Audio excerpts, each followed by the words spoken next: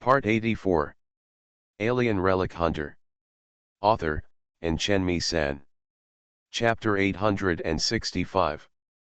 The same scene also appeared in the secret room in the core area of the Ark. Damn, these damn things. Zeus stared at the battleships of Fleet Zero on the screen, making an emergency landing one after another. His virtual projection showed an extremely angry look, even the corners of his forehead and temples were pulsing. The veins are perfectly simulated.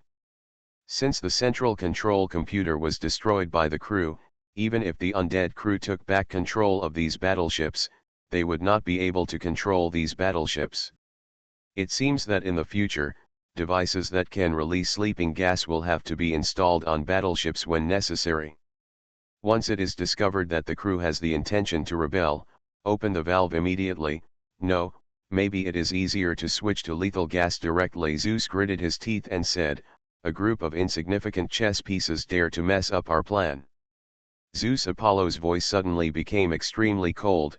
"Have you noticed that you seem to have become very manic and irritable recently, and you often lose control of your emotions?" "What do you mean?" Zeus turned around and his eyes directly met Apollo's. "What's wrong? Do I need your approval to even release my emotions?" "Of course not, but I have known you for hundreds of years. In my understanding, you were not such an irritable person," Apollo said, and suddenly took 2 steps back, his hands it was hanging in front of him, as if he was operating something. "What do you want to say in the end?" "Zeus, are you really Zeus?" Apollo took a deep breath and asked. "What? Do you suspect that I am someone else pretending to be someone else?" "No, I suspect that the consciousness hidden in Zeus's body is no longer the Zeus I know." Apollo's voice became deeper and deeper. "Just now, I have united with 6 members of the crew association. Using our authority, the robot entered your cabin for daily cleaning reasons." The expression on Zeus's face suddenly changed slightly. "The safety device of your coffin of immortality has been removed. Did you do it yourself?" Apollo stared at the face of Zeus, whose expression was constantly changing, and asked word by word. Zeus didn't answer. "Don't worry, we didn't let the robot do anything to your body, and the robot doesn't have that kind of operating authority, but it took a picture of your current state through the window of the eternal life coffin. Your degree of erosion, it seems that it has deepened a lot in the past 2 years. The space inside the coffin of immortality seems to be almost no longer able to accommodate your body." Apollo continued to press. "Although it has not been measured yet, the degree of your erosion is now, you should have crossed the dangerous line that is enough to be expelled from the crew club, right?" "What, you want to banish me?" Zeus whispered, "just like you did with Chiron. We made this rule together. You also signed the original piece made of titanium alloy. Even Chiron has no objection to this. Do you want to make yourself a special case? Or do you refuse to admit it?" Apollo said. "If my erosion level really crosses the danger line, I will end it on my own without you having to worry about it," Zeus said. "As for now, what you should be concerned about is the deified body that appeared out of nowhere. No, I think you are in more danger. Since you insist that your erosion level has not crossed the dangerous line, you might as well take a test dash." Before the word determination was uttered, Apollo's virtual projection was stuck in place, motionless, and just kept flashing, as if the network connection was interrupted. "Apollo," another voice in the darkness asked warily, "what's wrong with you?" "He may have some physical problems," Zeus said with an unkind expression. "Before questioning others, you should probably pay attention to yourself first." "Zeus, did you do something to Apollo?" a 4th voice asked sharply. "You want to know?" Zeus suddenly laughed in a low voice. "You will know soon. Control Zeus's body immediately. Seal all the hatches. And put down the mental blocking barrier." And the member of the undead crew could not speak, and his voice suddenly disappeared. "It's a pity that you guessed wrong." "I didn't do anything at all." Zeus shook his head. "Yes, Apollo guessed it accurately. My erosion level has indeed exceeded the danger line, but the problem is, among us, I am the only one who has crossed that line.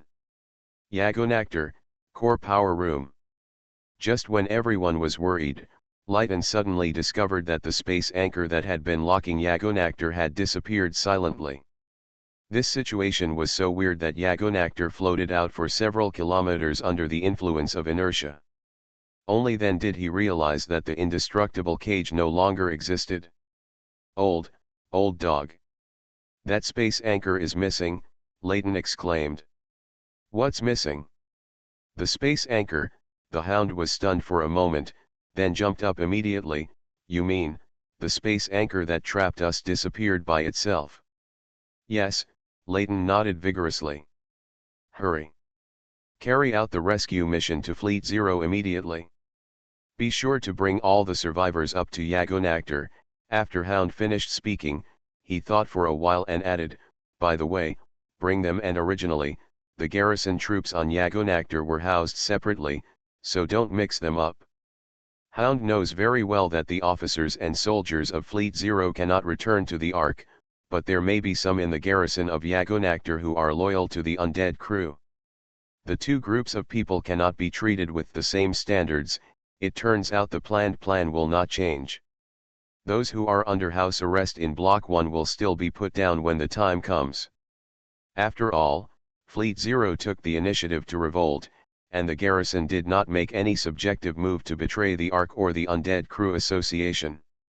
As long as the people of the Undead Crew Association still retain even a trace of humanity, they should not give these people to processed. Old dog, do we really want to rescue people? But at this time, Layton hesitated. What's wrong? There are more survivors in Fleet Zero than those in Block 1. Let's not talk about how to solve the supply problem. You have to know that these people and their families are still on the Ark, so what can you do? Can we guarantee that these hot-headed troops who launched an uprising will stab us in the back for various reasons in the future? What's more, you can't tell which of these people are active uprisings and which are passive uprisings. Layton said in a low voice, I know you don't want to abandon them, but there's nothing good to say. If we don't care about them now, what's the difference between us and those guys from the undead crew? Hound waved his hand. Don't worry about anything else, save people first. Yagonactor turned the ship and rushed directly towards Fleet Zero, directly smashing the nearest heavy cruiser into pieces. At this time, all the warships still suspended in the sky had been controlled by the Undead Crew Club. The officers and soldiers on board had already fled in lifeboats, so Layton had no scruples at all when he controlled the Yagonactor to collide. All the weapons on Yagonactor are unusable, but the huge drop-shaped hull and majestic power are a terrifying enough weapon in itself. Even if all the remaining battleship energy shields of Fleet Zero are activated even with the maximum power, it can't stop the behemoth coming over like a toppling mountain range. In less than 15 minutes, only one battleship, Yagonactor, was left floating in the air. Under the guidance of Layton and others broadcast, the survivors of Fleet Zero took the remaining lifeboats and flew to the deck of Yagonactor, and then entered the battleship through the transmission channel. The chaotic situation that Layton was worried about did not appear. Under the command of Major General Alexander, the rebellious officers and soldiers of each ship were divided into several batches, gathered together in an orderly manner, and took the initiative to hand over the weapons and communication and positioning devices they carried. Mr. Nick, you must have understood the current situation clearly. Although I know I shouldn't ask, but for the sake of the remaining tens of thousands of people in Fleet Zero, I still want to know, what is your next plan? Rear Admiral Alexander took the initiative to find the Hound after settling down the survivors of the Zero Fleet. Just call me Hound. I don't like that name very much. Hound shrugged. To be honest, we didn't rebel at all, and I don't know what the undead crew's intention was. I know. Major General Alexander nodded. The reason why the undead crew suddenly attacked Yagonactor may be related to that one. As he spoke, Alexander cast a very vague glance over his head. The one in his mouth obviously referred to the Joker who wiped out the entire Black Fleet with a wave of his hand. Tisk, if it's really because of this thing, then things will be in trouble. Hound smacked his lips. According to my understanding of that group of people, they may still do such a thing. This thing, Alexander was slightly startled. In his guess, he had always thought that the figure that caused the miracle was Kaylan himself. By the way, Mr. Kaylan, where is he now? As Yagunakota, the nominal captain and the actual controller of this battleship, in this case, he should stand up as a leader instead of continuing to hide behind the scenes. He's not here, Hound interrupted Alexander directly. Then, what is that outside? Alexander pointed upward with his finger. To be honest with you, I don't know either, but one thing I can tell you is that Kaylan was controlling the thing remotely, and now he can hear our conversation, Hound said. That's right. Alexander was startled by Ian's voice that suddenly sounded in his ears. To be honest, Major General Alexander, I'm actually quite surprised that your entire Zero fleet would choose to revolt. Mr. Kaylan, Alexander looked around, as if trying to find the source of the sound. Stop looking. The Hound didn't lie to you. I'm not on the ship, but in a place far away from here, Kaylan said. To be honest, your actions were a bit too impulsive. Alas, I have no other choice. Even if I don't revolt, the soldiers below will mutiny. Alexander sighed. What's more, this is a complete death mission. Actually, even if you accept this mission, you can't stop Yagunaktor, and there won't be much damage. I originally planned to evacuate this airspace immediately after getting out of trouble. With the mobility of Fleet Zero, not to mention intercepting Yagunaktor, we can't even catch him, Kaylan said. Alexander, it's too late to say anything now, and things have already happened. The officers and soldiers below were very resentful after being treated like this by the superiors. Even if they obey the orders, something will happen sooner or later. What about the relatives of the officers and soldiers left on the Ark? Layton interjected and asked. Alexander shook his head. There is no way. I think they should have already made a decision in their hearts when they decided to revolt. As for those who worry about their families and want to return to the Ark, I hope their choice can be respected. If someone wants to go back, we won't stop them, Hound nodded, but if you go back now, you may not be dead. Alexander sighed and didn't answer. But we still have to explain some more practical issues clearly. Hound paced back and forth in front of Alexander. For example, the supply issue. Major General Alexander, how many survivors are there in total of Fleet Zero? I just asked the officers of each ship to do statistics. Including the disabled, there are a total of 47,955 people, Alexander said. His expression also showed some changes. As a fleet member commander, he also knows the importance of supplies. 47,000 mouths, plus there are nearly 30,000 garrison troops on Yagunaktor. The Hound kept shaking his head, and then stretched out an index finger. The supplies in our hands, just enough to last one day, just one day. P.S. The bone puncture was completed today, but I haven't been discharged yet. It's been 2 years since the treatment, so I did a full set of examinations, including CT, B ultrasound, etc. I will have to draw blood and do a cardiac color Doppler ultrasound tomorrow, and the day after tomorrow neck MRI. It is estimated that I will not be discharged from the hospital until the day after tomorrow, except for the bone puncture report, which takes 3 days to be sent to Hangzhou to know the results. Other examinations are very good, except that there is a low-density lesion in the liver, which is initially judged to be benign. The hemangioma is not a big problem, just follow up regularly. I'll let everyone know that I'm safe once the bone puncture results come out. In addition, most of today's chapter was coded using a mobile phone in the hospital. Please forgive me if there are any typos or typos. Alien Relic Hunter. Author, Chen-Mi-San. Chapter 866. The core area of the Ark, the secret room. In the darkness, only the holographic projection of Zeus was still emitting a faint light. He looked around and suddenly sighed imperceptibly. I'm sorry, I have no choice. It was completely different from the irritable and angry tone before. At this time, Zeus seemed to be a different person. I must hurry up and put the plan set by the fool before my last sanity is swallowed up complete. I don't have much time left. If you continue to delay according to your ideas, it will only lead to failure. Only by accelerating towards that goal, can human civilization avoid the fate of destruction. He continued to mutter to himself, the fool has proven that the compromise method will not work.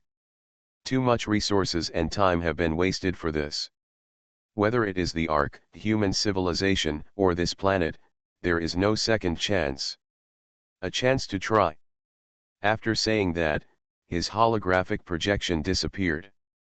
At the same time, in a room in the core area, the lid of a coffin of immortality slid downwards, revealing a body covered with strangely shaped proliferative tissue, and even the intubations on the body were buried tightly by the flocculent pieces of flesh. The resident humanoid sat up. He sat quietly for half a minute, then opened his mouth and nose and took a deep breath. In an instant, the data on the life support equipment placed around the eternal coffin began to jump randomly, and harsh and chaotic alarms sounded. Huh! The humanoid body slowly exhaled the air it breathed in, and the equipment that had been ringing for a second suddenly fell silent, except for the display numbers that were originally used to represent various vital signs. Time has become zero, and the wavy lines on the electrocardiogram have also turned into smooth straight lines. If you look at these data alone, anyone with a little bit of medical knowledge will think that the person connected to these devices is dead, or in other words, the device has been removed, but the person is sitting up from the coffin of immortality. He neither unplugged the tubes inserted into his body nor tore off the electrode patches that had been deeply embedded in the proliferated tissue for too long. He was breathing heavily, like a drowning man who had just been pulled out of the water. But those equipment and instruments, which symbolized Ark's highest level of medical technology, could no longer monitor any vital signs of the body, not even the heartbeat and respiratory rate. He stretched out his hands with some difficulty, held the edge of the eternal coffin, and stood up little by little. His movements were very clumsy, and this body seemed to have not been used for a long time. The moment he stood up straight, the ugly, disgusting and even horrifying proliferative tissue on his body shrank at an incredible speed. After a while, the original monster covered with sarcoma disappeared and was replaced. It is a middle-aged man who looks normal in appearance and can no longer be normal. That face was almost exactly the same as the virtual projection of Zeus. The only difference was that there was no hair at all. The top of the head, eyebrows, lips, and chin were all smooth, and there seemed to be no pores. Ahem! Zeus coughed in a low voice. After coughing for a long time, he spit out a large group of dark brown gel that looked like phlegm but not phlegm. This was the result of further compression of the highly concentrated LCL liquid. The original function of the form is to fill the respiratory tract and lungs of the sleeper so that oxygen can be integrated into the alveoli without breathing, but now, Zeus obviously no longer needs this thing. The feeling of being able to breathe on my own, I miss it so much.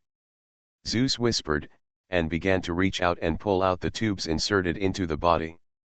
Every time one was pulled out, the wounds left behind would quickly heal, even a little bit. No scars will be left, it's just that the new skin will be slightly lighter than the surrounding area. This terrifying self-recovery ability is no less than that of Kalan. It's still far from the semi-divine state, but it's enough. Zeus clenched his fist vigorously. Since the fool failed, let me complete his unfinished business. How can you be sure that the fool must have failed?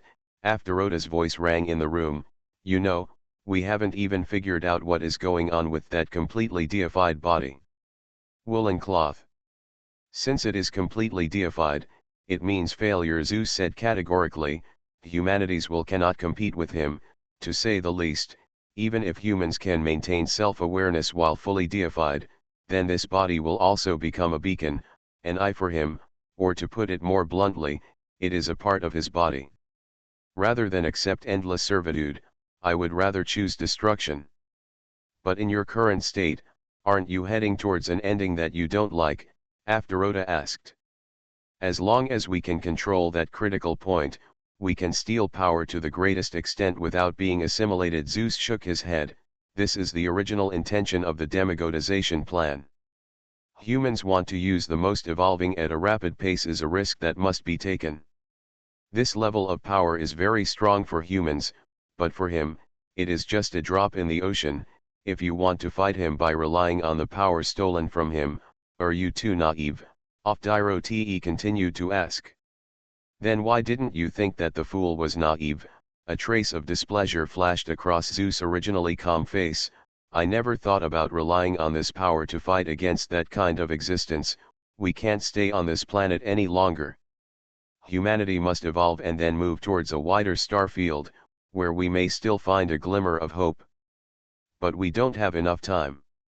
Even if we drink poison to quench our thirst, it is better than sitting still and waiting to die. His mark has been stamped on your body. Do you think that by escaping this cage, you can escape his gaze? We can enter the subspace through the wormhole to avoid his sight, but first, we must have the ability to survive in the subspace, Zeus said. You are making a huge gamble with the survival of human civilization. Even if it's a big gamble, I at least took action. It's better than some people who just want to maintain the status quo and pretend to turn a blind eye to the approaching abyss, Zeus said in a sarcastic tone. On the contrary, I think you will bring everyone into the abyss of destruction. Afterota's tone suddenly became tougher. It seems, the deal has broken down. Zeus snorted with disdain, stepped out of the coffin of immortality, and stepped on the metal floor. There seemed to be a sensing device under the floor. The moment he stepped on it, the ceiling facing the floor lit up, and a pillar of light with extremely clear edges enveloped his entire body. Immediately afterwards, one piece of the ceiling was lit up, and the cold light projected extended forward from where Zeus stood, all the way to the only door in the room. Zeus walked along this light path. Every time he took a step, the lights behind him were extinguished, and the lights on those devices all disappeared when he stepped out of the coffin of immortality, swallowing everything. The darkness spread rapidly behind him, but it could never get past his body. When Zeus walked a block in front of the door, the thick metal door opened automatically, and a dense sound of gunfire also rang out. The corridor outside the door was filled with fully armed robot soldiers on both sides. The moment the door opened, these robot soldiers began to pour firepower towards Zeus. However, these tens of millions of bullets were still with Zeus. When it reached the last inch, it seemed as if it had lost all kinetic energy and began to fall vertically, landing on the metal floor with a clanking sound. The frequency of Zeus' steps remained completely unchanged. There seemed to be an invisible barrier in front of him, pushing away all the bullets fired at him. Every time he took a step, many electric sparks would appear on the robot soldiers passing by. After a burst of uncontrollable convulsions, they collapsed to the ground, without exception. If someone picks up the remains of these robots and examines them carefully at this time, they will find that not only the core control chips of these robots have been completely melted, but even the spinal joints forged from pure nano alloy have been twisted into twists. You must know that as the main transmission and load-bearing component, the spinal joints of these robot soldiers are the hardest parts of the body. Even if they are directly hit by a tactical nuclear bomb, the spine will not become like this. But throughout the whole process, Zeus didn't even lift a finger. He quickly passed through this corridor and came to the next door. Behind him, the remains of hundreds of robots were piled on the ground. Some of them were even moving, but they couldn't get up. You're not so naive as to think you can stop me with something like this, are you? Zeus seemed to be saying to someone, or to himself, it seems that you still don't know enough about this kind of power. Profound. At least they slowed you down for 2 seconds, and that's enough. As soon as he finished speaking, the second door in front of Zeus suddenly opened, and the biochemical body of Themis, the 11th seat of the immortal crew, Justice, appeared behind the door. She was holding 2 long knives with amazing arcs, which were difficult to distinguish with the naked eye. He pounced on Zeus with great speed. "Themis, don't you think it's ridiculous to be huddled in the coffin of immortality, relying on those drugs and equipment to suppress your true power, but using such a weak toy to try to fight against me?" Zeus stretched out his hand and grabbed Themis's right wrist with great precision. He squeezed it hard, and with a teeth-searing sound, the alloy shell of the biochemical body's wrist suddenly shattered, and plasma-like liquid shot out from the broken part. When he came out, the long knife also slipped from the fingers that had lost their grip. Zeus took the knife with his backhand, swung it from bottom to top, and cut off Themis's other arm with a clean cut. There is an insurmountable gap between the technology of human civilization and Alpha civilization. Zeus stepped on the chest of Themis' biochemical body with his foot, trampling her to the ground. And there are countless insurmountable gaps between Alpha civilization and existence at that level. Zeus's fingers penetrated the alloy armor, bionic skin, and muscles on Themis' legs, and grabbed to the leg frame, which was equipped with a hydraulic transmission device and ciliary-level nerve sensors, forcibly pulled the legs of the Themis biochemical body from the pelvis. Themis immediately let out a scream. The senses of the biochemical body and the consciousness of the members of the undead crew are interconnected. This is done so that the members of the undead crew whose body is lying in the coffin of immortality can experience normal human life through the biochemical body. Of course, this sensory connection can be blocked, especially when fighting. It is even possible to completely disconnect the pain nerves while retaining a highly sensitive sense of touch. When Themis pounced on Zeus, SI had also blocked these senses, but when the biochemical body was caught by Zeus, she was horrified to find that all of these blocked senses had been restored. Moreover, there is no way to shield it again through the control terminal, even if you want to disconnect the consciousness from the biochemical body. The pain suffered by the biochemical body was transmitted to Themis' brain intact. The pain of having her wrists crushed, shoulders chopped off, and legs ripped off from her torso almost caused her consciousness to collapse. "Believe me, we can do what the Alphas couldn't." After saying this, Zeus put his palm on the top of Themis's biological body, and then squeezed it gently. Themis' vision suddenly fell into boundless darkness. This kind of power is really fascinating. Zeus glanced at his hands stained with the blood of the biochemical body, and a twisted smile appeared on his face, but soon, the smile disappeared again. "No. I shouldn't indulge in power, I have more important things to do. P.S. I also checked a tumor indicator today, and everything else was fine. The serum ferritin was over 1000, more than 3 times higher than the standard. In addition, the liver imaging report yesterday was not very good. I occasionally have abdominal pain, and I almost died. I was scared to death, but fortunately the alpha-fetoprotein and other tumor indicators were not high. After asking the doctor, I found out that it was probably iron deposition caused by too many blood transfusions. In the past, it was a false alarm. Now I just have to wait for the bone puncture report and cervical spine MRI to be completed before I can be discharged from the hospital. In addition, does any reader know what kind of pillow is better for cervical spondylosis? Please recommend.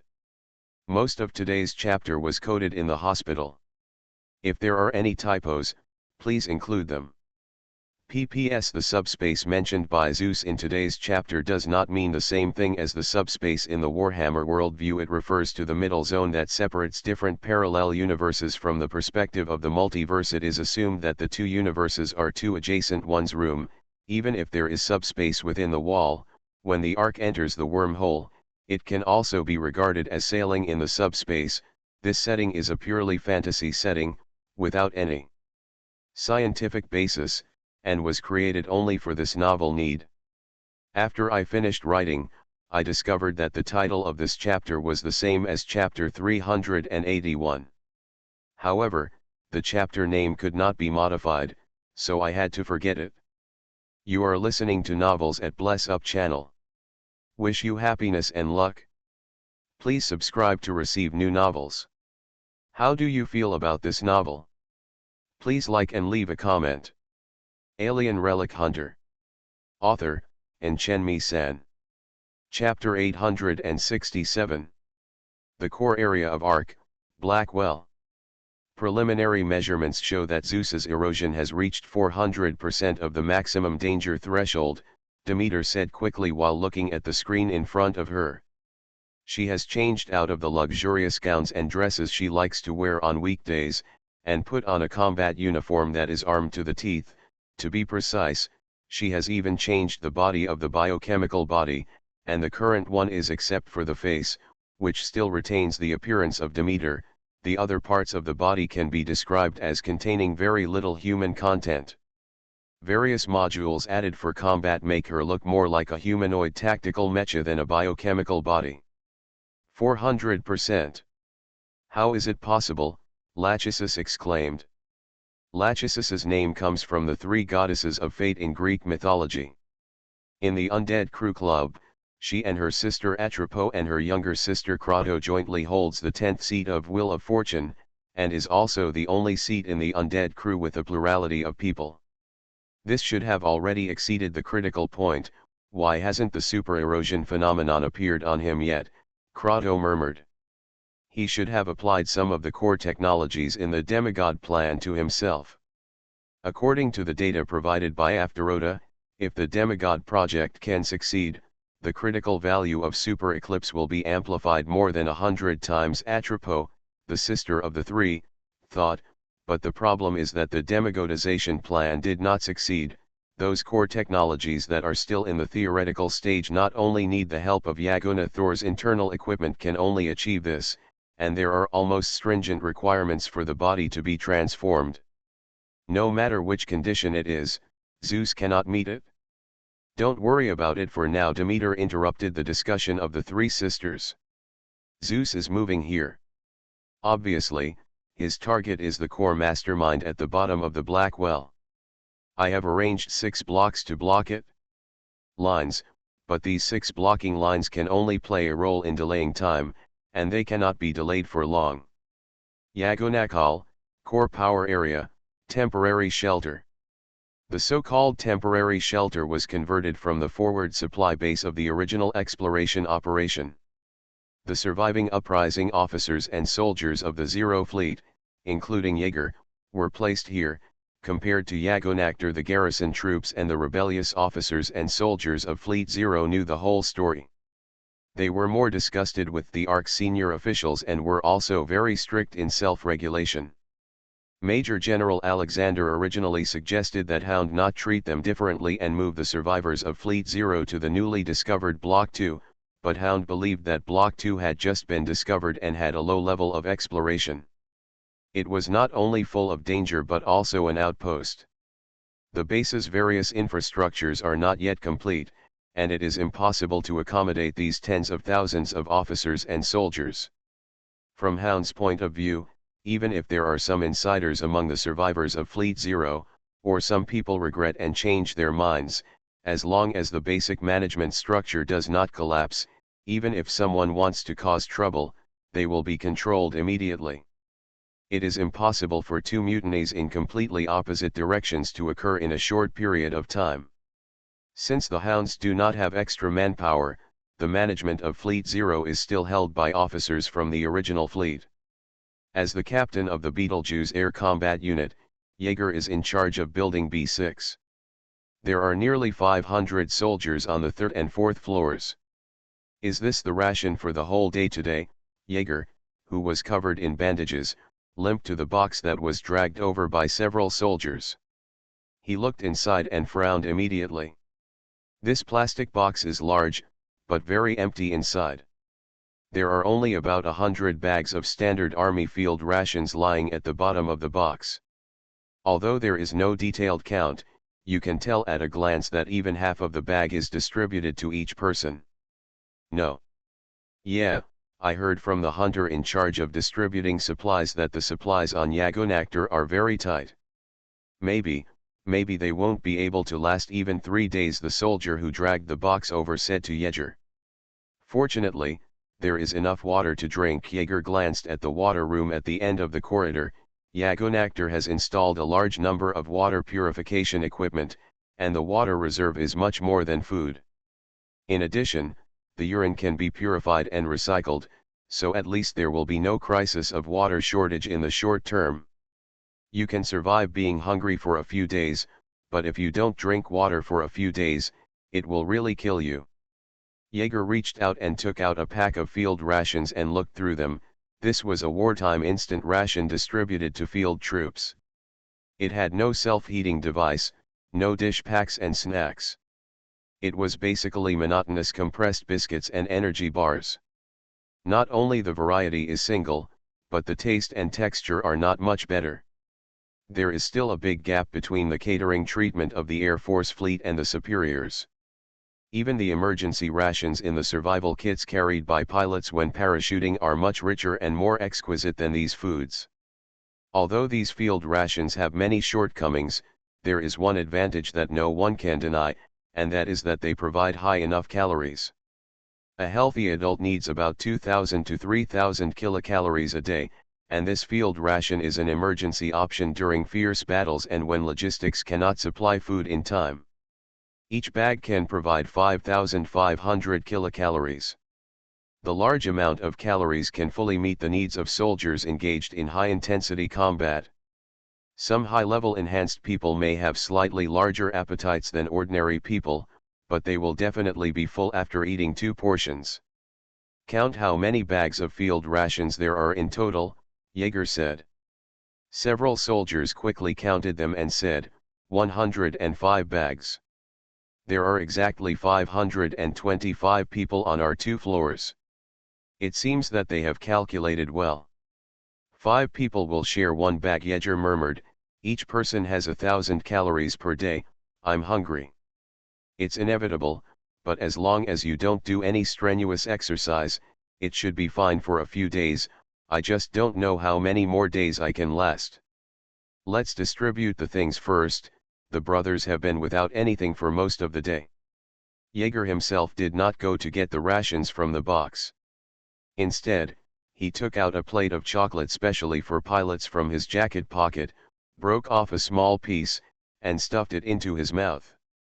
This kind of chocolate is very sweet, has extremely high calories and sugar content, and also contains a small amount of painkillers and stimulants. Eating a small piece of it is almost more powerful than a cigarette. According to Grapevine, this growing chocolate is highly addictive. Since it is a rare item exclusively for fighter pilots and mecha pilots, it can often be sold at a high price among second-line troops after changing hands several times. Seeing the hungry soldiers swallowing dry and hard compressed biscuits, Jaeger couldn't help but reveal a wry smile. These people were previously jokingly called first-class people by other troops. All treatment is the best among the ARC troops. In the past, they would not even take a second look at this kind of compressed biscuits, but now, compressed biscuits seem to be the most delicious thing in the world. This situation will only get worse in the future. Jaeger sighed. Although he was one of the first people in Fleet Zero to decide to revolt, he also knew very well that after breaking with ARC, their future days will become extremely difficult. The compressed biscuits will be eaten soon. By then, what will these tens of thousands of people rely on to fill their stomachs? Jaeger once participated in the Siege of the Exiles. He had seen the things that people living in the wilderness used to satisfy their hunger. When he thought of those pictures, Jaeger felt as if acid water was beginning to rise in his stomach. If I hadn't just swallowed a piece of chocolate that was sweet enough, I would probably be retching now. The only thing that made him feel somewhat relieved was that Yagunactor had abundant medical supplies and a large number of unused medical cabins. The seriously injured people who were rescued basically received timely treatment. Only 2 soldiers suffered from serious injuries. The injured were seriously injured and could not be rescued. The other injured are now out of danger. But then another problem arises. During the march, especially during the long-distance retreat, the wounded are a very troublesome burden for the commander. Although this statement seems a bit cruel, it is true. Because of morale, military morale, and other reasons, the commander will never choose to abandon the wounded unless it is absolutely necessary. But a wounded soldier often requires multiple soldiers to take care of him. If nothing else, just carrying a stretcher, a severely wounded soldier who cannot move on his own will take up the battle share of 2 able-bodied soldiers.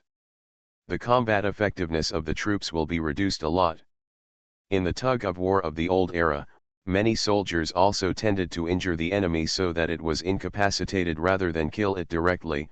For example, a sniper hunting freely on the battlefield, after selecting a target, they often choose to shoot non-vital parts of the target. Injuring one person can have a greater impact on the enemy's overall combat effectiveness than killing one person. If you are lucky, you can use this wounded person as a bait to snipe more soldiers who came to his rescue.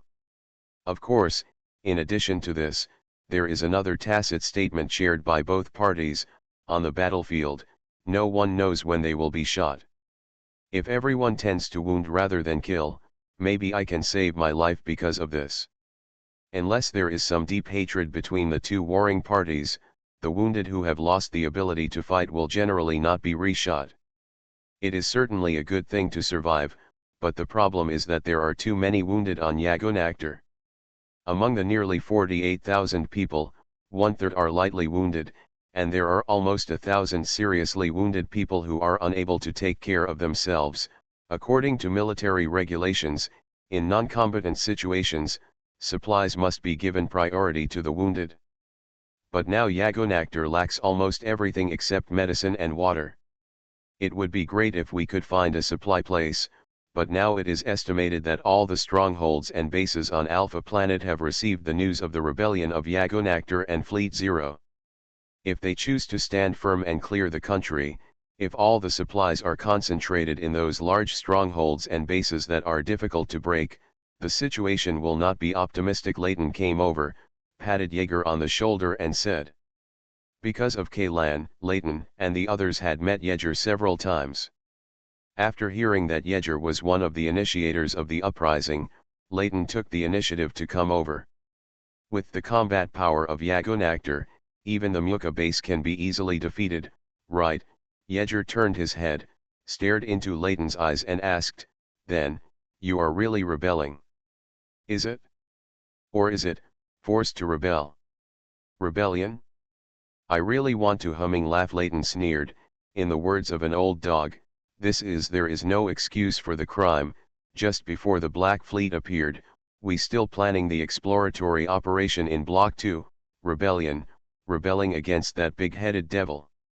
I think so. Under this situation, you guys shouldn't be willing to take the initiative to attack human strongholds in the wilderness, right? Yeager asked. I don't care. Leighton shrugged, but the old dog disagrees. He feels that even if we are immortal, even if we are different from Ark's high-level ideas, we will not be reduced to those beasts of the heretical section of virtue. Can you tell me how many days the food on Yagunakter can last? Yeager lowered his voice and asked. As you can see, Leighton pointed to the empty box that had been moved to the corner of the corridor, everyone's food ration has been reduced to the minimum, but even so, the remaining food can only last for 2 days. Even if take out the glucose water in the pharmacy and drink it as a nutrient solution, and it will only last 3 days. How to solve the supply problem? I don't know. Leighton shook his head. My idea is to raid several large military bases before Ark can react, and through force, coercion, and negotiation, try to get them to hand it over without killing anyone. Supplies, but the old dog doesn't seem to agree with this plan.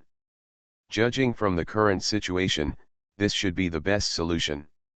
The only risk is that we are easily ambushed. Once Ark grasps our movements, they are likely to give up the pursuit and directly set the trap next time. It's in the base we want to loot. Yeager nodded. By the way, according to the original plan, where was this warship going to go? What about the supplies for the troops garrisoned on the ship? Solution. Even without our group of people, your supplies wouldn't be able to last for more than 2 weeks, right? Those garrison troops, we originally planned to find a place to put them down. Leighton looked around and after confirming that no one was paying attention to them, he continued, as for the original destination, it was, Grey Mist Forest. P.S. The bone puncture report has come out, and the residue is still negative. Everything is fine, I can survive for another half a year. I just went home after a cervical spine MRI and will be discharged from the hospital tomorrow. PPS thanks Yepiao Ling rewarded 588 reading coins, thanks to Pippi Singh and book friend 20220410100229541 for the 500 starting coins. Alien Relic Hunter author, and Chenmi San. Chapter 868. Grey Mist Forest. Jaeger tilted his head slightly. Where are you going? I thought you would find an abandoned exile settlement or a heretical sex stronghold to settle down first. As a veteran, Jaeger naturally knew that the Grey Mist Forest was one of the few forbidden areas on Alpha Planet that even battleships could not enter. Although the operations of the Special Operations Fleet back then were top secrets, the operations of this scale were it is obviously impossible to keep combat missions completely confidential. There is no airtight wall in this world. Even though most of the officers and soldiers who participated in the operation are no longer alive, various gossips still pass through various channels. Channels spread. But no matter which version of the story is circulated, one thing is generally recognized: the Grey Fog Forest has an extremely high self-defense level. Not only can it not enter the depths of the forest from the ground route, it can't even fly in from above the forest. When it comes to the least explored places on planet Alpha, apart from the Earth's core and the deep sea, the third place is this weird and dangerous forest. There shouldn't be a place to replenish supplies in that place, right? Jaeger said again, and, as far as I know, the sky above the Grey Mist Forest is the highest level no-fly zone, even if it's Yagunactor, I'm afraid. But there, you can at least avoid Ark's pursuit, Layton said. As for the supply issue, Major General Alexander and Kaylan are discussing it, so we don't need to worry about it. The core area of Ark, and the periphery of Blackwell. S017 area, the first line of defense. It is composed of crisis management officers, security bureau agents, elite troops of the guards, and the remnants of the black-clad troops that were originally secretly formed by Zeus, Apollo, and others, but whose control has now been seized by Demeter and their faction. A large number of blocking troops are on standby behind temporary bunkers. Lin Kaiming checked the weapons at hand one last time, and then glanced meaningfully at the black-clad troops at the forefront of the defense line. Deputy Section Chief, what is the origin of this force? Why can't I find any files related to them? An operator from the Crisis Management Department asked Lin Kaiming in a low voice. We can't find it just because we don't have enough authority, Lin Kaiming said solemnly. There's nothing surprising. Those should be the top elite troops, right? The crisis management officer asked doubtfully, but why do the superiors put them at the front? It always feels like, as if they are treating these people as cannon fodder and consumables. Use the same. Lin Kaiming pointed at his head and said, as far as I know, these people are mass-produced replicas, and their actions are completely controlled by chips implanted deep in the brain. Then these people are all wearing full-face helmets, because they all have the same face. For some reason, the operator suddenly had the urge to take off these people's helmets. Who knows, maybe, but I still have to give you a piece of advice: it's best to stay away from those clones, Lin Kaiming said. To be honest, I always feel that those chips are not reliable. Since we can pass using chips to control these clones, the enemy can also. Before Lin Kaiming finished speaking, a figure wrapped in a robe suddenly appeared at the exit that was targeted by countless long guns and short cannons. Here we come. Lin Kaiming looked solemn and stopped chatting with his subordinates. Attention all units, the target has appeared. Don't rush to open fire yet.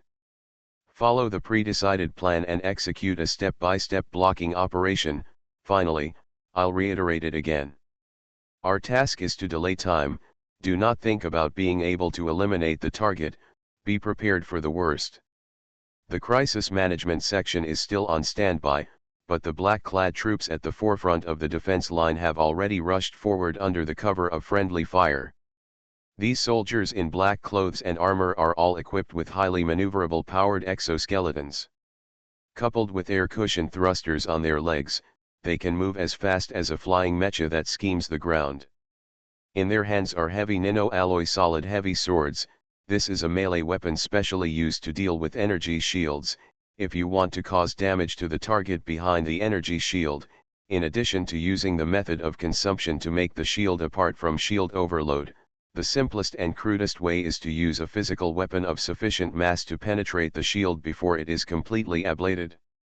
However, no energy shield appeared in front of this black figure. He just walked through the hail of bullets like a leisurely stroll. All the bullets fired at him would fall vertically only the last inch away from him. On the ground, it was as if the kinetic energy and inertia of the bullet had returned to zero at that moment.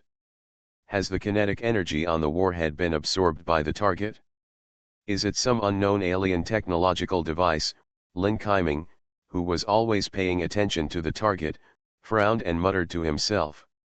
Not only the bullets, but also the shock waves and fragments when the shells exploded, the burning viscous fuel shot from the flamethrower, and even the pulse laser, could not harm the target at all, not even the robe he was wearing. Can't do it? It's like a field, the crisis management officer who just chatted with Lin Kaiming said in a trembling voice, a field that can exclude some, whether it is energy or entity. This is simply unbelievable. What? Do you know the reason for this? Lin Kaiming couldn't help but glance at him and asked. To be honest, boss, the operator showed a smile that was uglier than crying.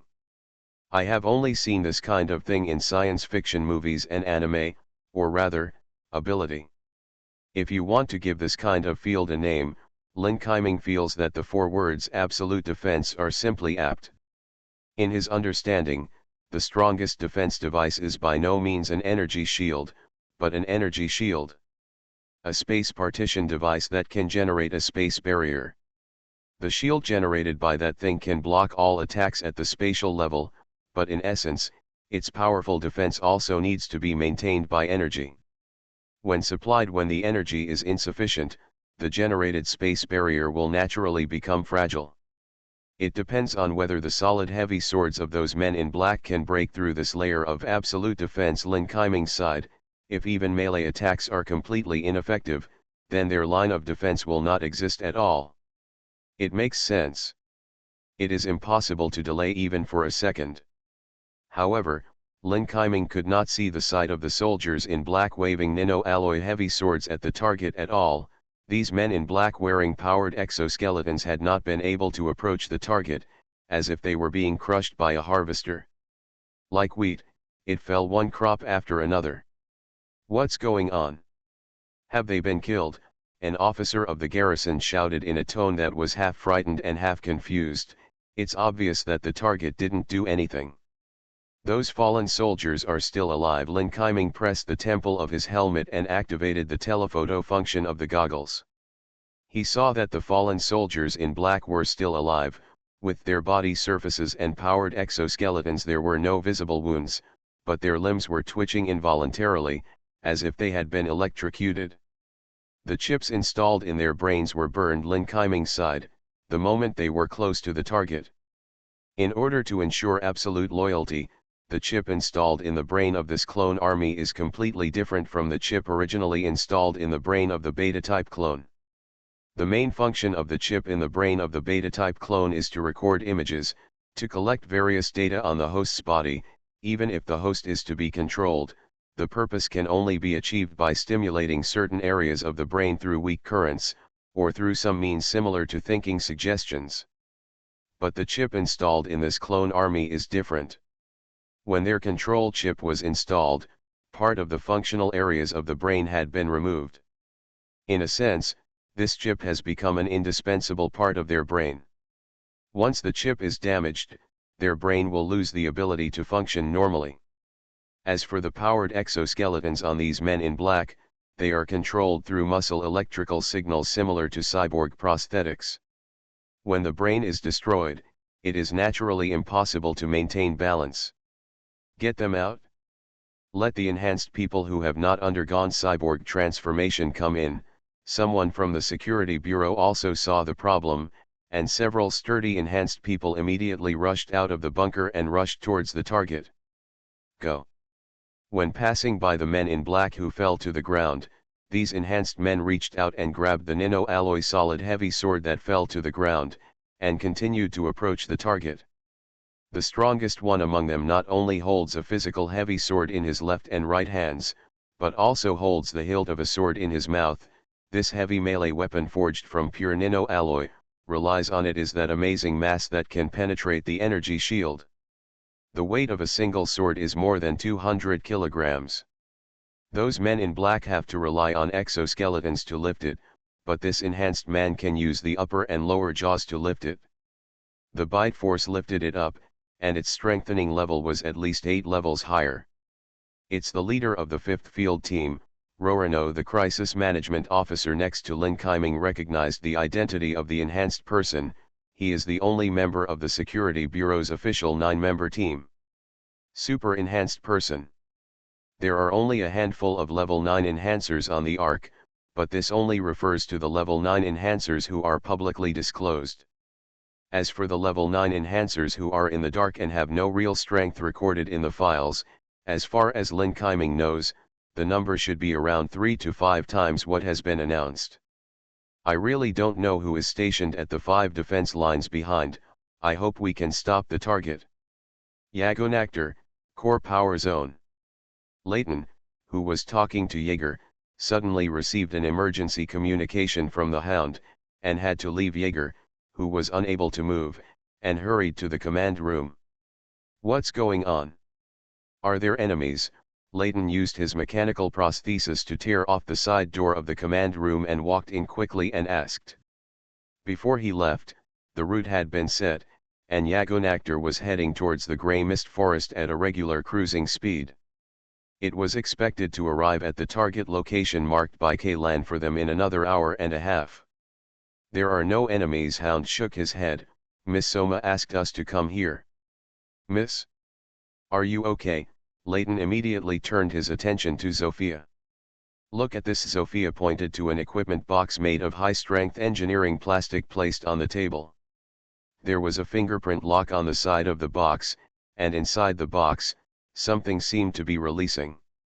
The light was shining brightly, and the light could even penetrate the shell of the box, which was enough to block the direct fire of the 0-1 rifle, flashing rhythmically. What is this? Leighton asked curiously. It's the box left by Kaylan, which contains some of his personal belongings, Sophia said, but just 5 minutes ago, the box suddenly started to emit light rhythmically, so I brought it over. It's Ian's personal belongings, so you shouldn't ask Kaylan. Hello, Kaylan? Where are you? Say something, Leighton said matter-of-factly. Don't bother, we've tried it many times. The Hound shook his head. Ever since the things in this box started to glow, the connection between us and Kaylan has been cut off. I don't know if he can see it.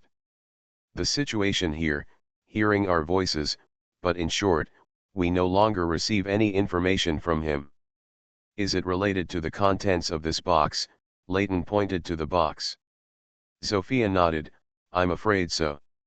I think we should open this box, Hound said.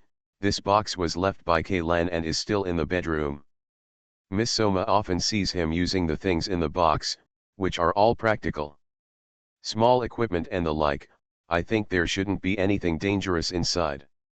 Indeed, with Ian's character, he shouldn't put things like crystal energy bombs in the bedroom. Leighton nodded, picked up the box, and looked at it carefully. It has been scanned with radiography equipment. Swept it? The results of it? Nothing can be swept out. There are interference sources in the box, and the equipment cannot operate normally at all. It's really a tricky thing. Leighton thought for a moment, pulled out a wire from his robotic arm, pried open the casing of the fingerprint lock, and connected one end of the wire to the chip. This equipment box and fingerprint lock were originally made by him. It is not difficult for him to open the box without damaging the box and its contents. After all, this box was not originally used to store anything important, and it did not have such a high security level. With a click sound, the green light on the fingerprint lock chip rang, and the box popped up with a slight gap. Soft white light immediately came out from the gap. "You all stay away out of caution," Layton motioned for everyone to retreat, while he activated the energy shield and carefully opened the box with his mechanical arm. In a pile of messy personal equipment, a hard and transparent irregular crystal was flashing rhythmically. No radiation reaction was detected. No toxic substances were detected. No unstable energy fluctuations were detected. Layton breathed a sigh of relief. "I remember this thing, was left behind by the Black Mummy. Kaylan seems to call it a beacon." Alien Relic Hunter. Author, Enchenmi-san. Chapter 869. "It's called the Abandoned Nuclear Beacon." Hound continued. Previously, the Undead Crew Association required Kaylan to always carry this thing with him, but then Kaylan became a formal member of the Undead Crew Association, and he no longer abided by this rule. "I made a request. It is said to be something related to that great god." The Hound glanced at the flashing spent nuclear beacon with some fear, and continued, "I always feel that anything related to that great god, is not a good thing. Let's not talk about whether this thing is a good thing or not. What does it mean when it keeps flashing now?" Zwilligito muttered. "How about we throw it away?" The people from the Immortal Crew Association asked Kaylan to carry this thing with him. "They must have bad intentions," Layton suggested.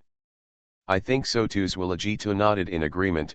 "The name beacon is hard not to make people wary. This thing is either used to locate coordinates, or it is the trigger of some kind of teleportation device. Terminal, according to my understanding of the beacon, there are roughly only two explanations. No matter which one it is, it will do more harm than good to us now." Although Zwilligito has well-developed muscles and a relatively simple and honest personality, he looks like the kind of character who can solve problems with brute force and never use his brain, but in fact he is a rough and thin man. Otherwise, it would be impossible to become a senior elite hunter just by relying on brute force. "You mean, this thing will send my real-time positioning coordinates to the Undead Crew, just like the GPS on the Earth in the old era?" The Hound frowned. "But the problem is, like Yagunactor, it's impossible for a big guy to hide his whereabouts. As for the teleportation device, is it possible that such a small piece of stone can teleport an entire army over?"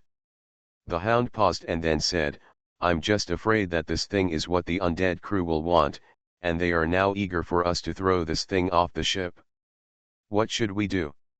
"How is it possible?" Layton wondered. "If the Undead Crew wanted this thing, why didn't they just take it away instead of giving it to Kaylan for safekeeping, and specifically emphasized that he should carry it with him? Are you stupid? Can't you use reverse thinking?" The Hound rolled his eyes at Layton and said, "The more the Undead Crew will show more attention to this thing, the more Kaylan will pay attention to the mystery of this thing. But if Kaylan completely reversed his attitude and abandoned it like a worn-out shoe..." Not only did Kaylan not pay attention to this spent nuclear beacon, but he also regarded it as a hot potato. "Why do I feel like I'm forcing an explanation?" Layton grinned, with a look of disbelief on his face. At that time, Kaylan was just a wage earner who worked for the Undead Crew. There is no need to be so afraid of Kaylan. This approach is meaningless. It's like taking off your pants to fart. No, to be precise, you should be taking off your pants to fart, but then you take off your pants before the fart comes out. If they really want this thing, they can just ask Kaylan to hand it over. Kaylan had no intention of keeping this thing at that time. When Layton said this, the Hound blushed immediately, but with his thick skin, his expression immediately returned to normal. "Stop talking about this fart. If you don't talk about it, there will be nothing. According to your wishes, we are now should the stone be thrown down. For the sake of safety, I think it is better to destroy it completely," Layton said. Although the evacuation was relatively hasty, in order to fill the vacancy of Yagunactor's long-range weapons, I dismantled it from the battleship of the Zero Fleet. Come down with the plasma cannons of the two heavy cruiser-level main guns, and you should be able to evaporate the stone with those things. Are you sure? This is something that fell out of the Black Mummy. The Hound raised his eyebrows. That guy's plasma cannon and hydrogen bomb can't do anything with it. If nothing else, try using that thick and stupid mechanical arm to see if it can make a gap in this rock. This is what you asked me to try. Layton raised the robotic arm. Just try it. The palm at the end of his robotic arm retracted into the inside of the forearm, and was replaced by a drill bit made of pure nano alloy. With a buzzing sound, the black drill bit spun rapidly. The two auxiliary mechanical arms separated from the main arm, clamped the still flashing waste nuclear beacon with pliers, and fixed it firmly on a horizontal surface. Then, Layton slowly bring the nano alloy drill bit closer. Babaka dash. A heart-wrenching sound instantly filled the entire command room, and Hound and the others immediately covered their ears. The energy shield could isolate flying sparks and debris, but it could not isolate high-decibel noise. When the dazzling sparks dissipated, the drill bit on Layton's robotic arm slowly stopped. The waste nuclear beacon was intact, but there was a circle of cut-off grooves on the nano alloy drill bit. Hiss, good guy, Layton sighed in a low voice. The hardness of this thing is actually higher than that of nano alloy. If this material can be reproduced, even a small amount of it can be used as a processing tool. ARC's current machining level has been improved by several levels. Haha, Alpha civilization can't even reproduce nano alloy. You still want to reproduce this thing? I suggest you go to bed quickly before it's too late. After all, there is everything in dreams. The Hound sneered mercilessly. As you can see now, the physical strength of this thing is definitely on the same level as that Black Mummy. Even the main gun of the heavy cruiser cannot destroy it. Saying that, the Hound sighed again. Sigh, I think we should find a way to contact Kaylan first. In addition, we must also find out whether the sudden interruption of communication has anything to do with this stone. I have a suggestion, Zofia said. Send a plane to take this spent nuclear beacon and fly away from Yagonactor. If the spent nuclear beacon is far away from Yagonactor, after that, the communication between us and Kaylan is restored, which means that the beacon is a source of interference. At the same time, we can also discuss with Kaylan how to deal with it. If the communication is not restored, then make another plan. I think this method will work, but we must pay attention to whether there are stealth fighters sent by the undead crew to follow us. If our plane is intercepted or shot down with a beacon, it will be troublesome, Hound said. The flying vehicles on Yagonactor are either escape airships or transport planes. They are not much faster. The fastest and most flexible is the spindle shuttle of the Consortium. It is said that it can reach Mach 15, but that thing is just a trial prototype. It does not have any armor or shield generator installed, and its defense power is equivalent to 0. No matter how fast it is, it cannot be faster than a laser weapon. Let the shuttle plane perform this mission. In addition, send a few armed transport planes as escorts. Once it encounters the enemy, the shuttle plane will return immediately, and the armed transport planes will be responsible for covering. Zilagito, please contact Major General Alexander and let him he selects a few pilots with high enough skills and high enough credibility. As for the specific mission content, just tell him that it is patrol. Hound said. Major General Alexander won't be suspicious, right? Zwilagito asked worriedly. How can such a configuration be used for patrol missions? Even if he becomes suspicious, he will cooperate with us, Hound continued. Until we contact Kaylan, we will keep this matter a secret for the time being. Okay, I'll go right away. Before Zwilagito finished speaking, the closed-circuit video phone in the command room rang. A reserve hunter from the God hunting group appeared on the monitor screen with an anxious look on his face. This young man named Chi Xiao is no stranger to hunting dogs, he is even familiar with them. This is the son of one of his subordinates who sacrificed his life in the past. He has a very good relationship with the hounds. The two of them even refer to each other as uncle and nephew. As the second batch of employees to join the hunting god hunting group, everyone trusts him. The level is second only to the core members of the hunting group. Chi Xiao, what happened? Seeing Chi Xiao's anxious look, the hound couldn't help but have a bad feeling. The task he assigned to Chi Xiao was to guard Yagonactor's console. The way he looked like something was wrong with the console. Uncle Nick. The route you originally planned has been changed, and Yagonactor is now heading in another direction, Chi Xiao said urgently. Hound is disgusted when others call his name, but he never says anything when relatives of his old comrades and subordinates call his name. What's more, now is not the time to dwell on such trivial matters. What did you say? Hound and Layton looked at each other, and the two immediately rushed out of the door and ran towards the console. The route has indeed been modified, but no traces of intrusion have been detected after the operation. Layton shook his head at the hound. My permissions have been locked and I cannot change the route back. I can do this a little bit, just. It's just Kaylan, right? Hound frowned. Yes, but he has no reason to do this. Moreover, if he can change the route through the console, then he can also use this method to leave us a message, even if it is using some simple communication signals, but except for the changed route, everything in this control interface has not changed. Layton wiped the sweat from his forehead and said. Can you determine the destination of the new route? Asked the hound. Are we heading towards the Ark? The target location is not marked, but at least the current flight direction is away from the Ark, Layton replied. Can you guess the destination based on the movement path? The hound asked again. It's being done, but there are several inferred results, and the probability of each is about the same. The destination of the new route is Zonghai, Sophia's voice interrupted. The hound turned around and saw that the eldest lady was holding the flashing spent nuclear beacon in her hand, and a faint light curtain shone on it. The surface of the beacon emerged. But if you look carefully, you will find that this light curtain is actually an imaging technology similar to holographic projection. The projected content is a map of a small half of the alpha star, and an irregular curve that traverses the small half of the alpha star. This line. Layton looked at the map that appeared on the beacon, then looked at the virtual screen of the console, and whispered, the first half of this curve is completely consistent with our navigation trajectory. Superior.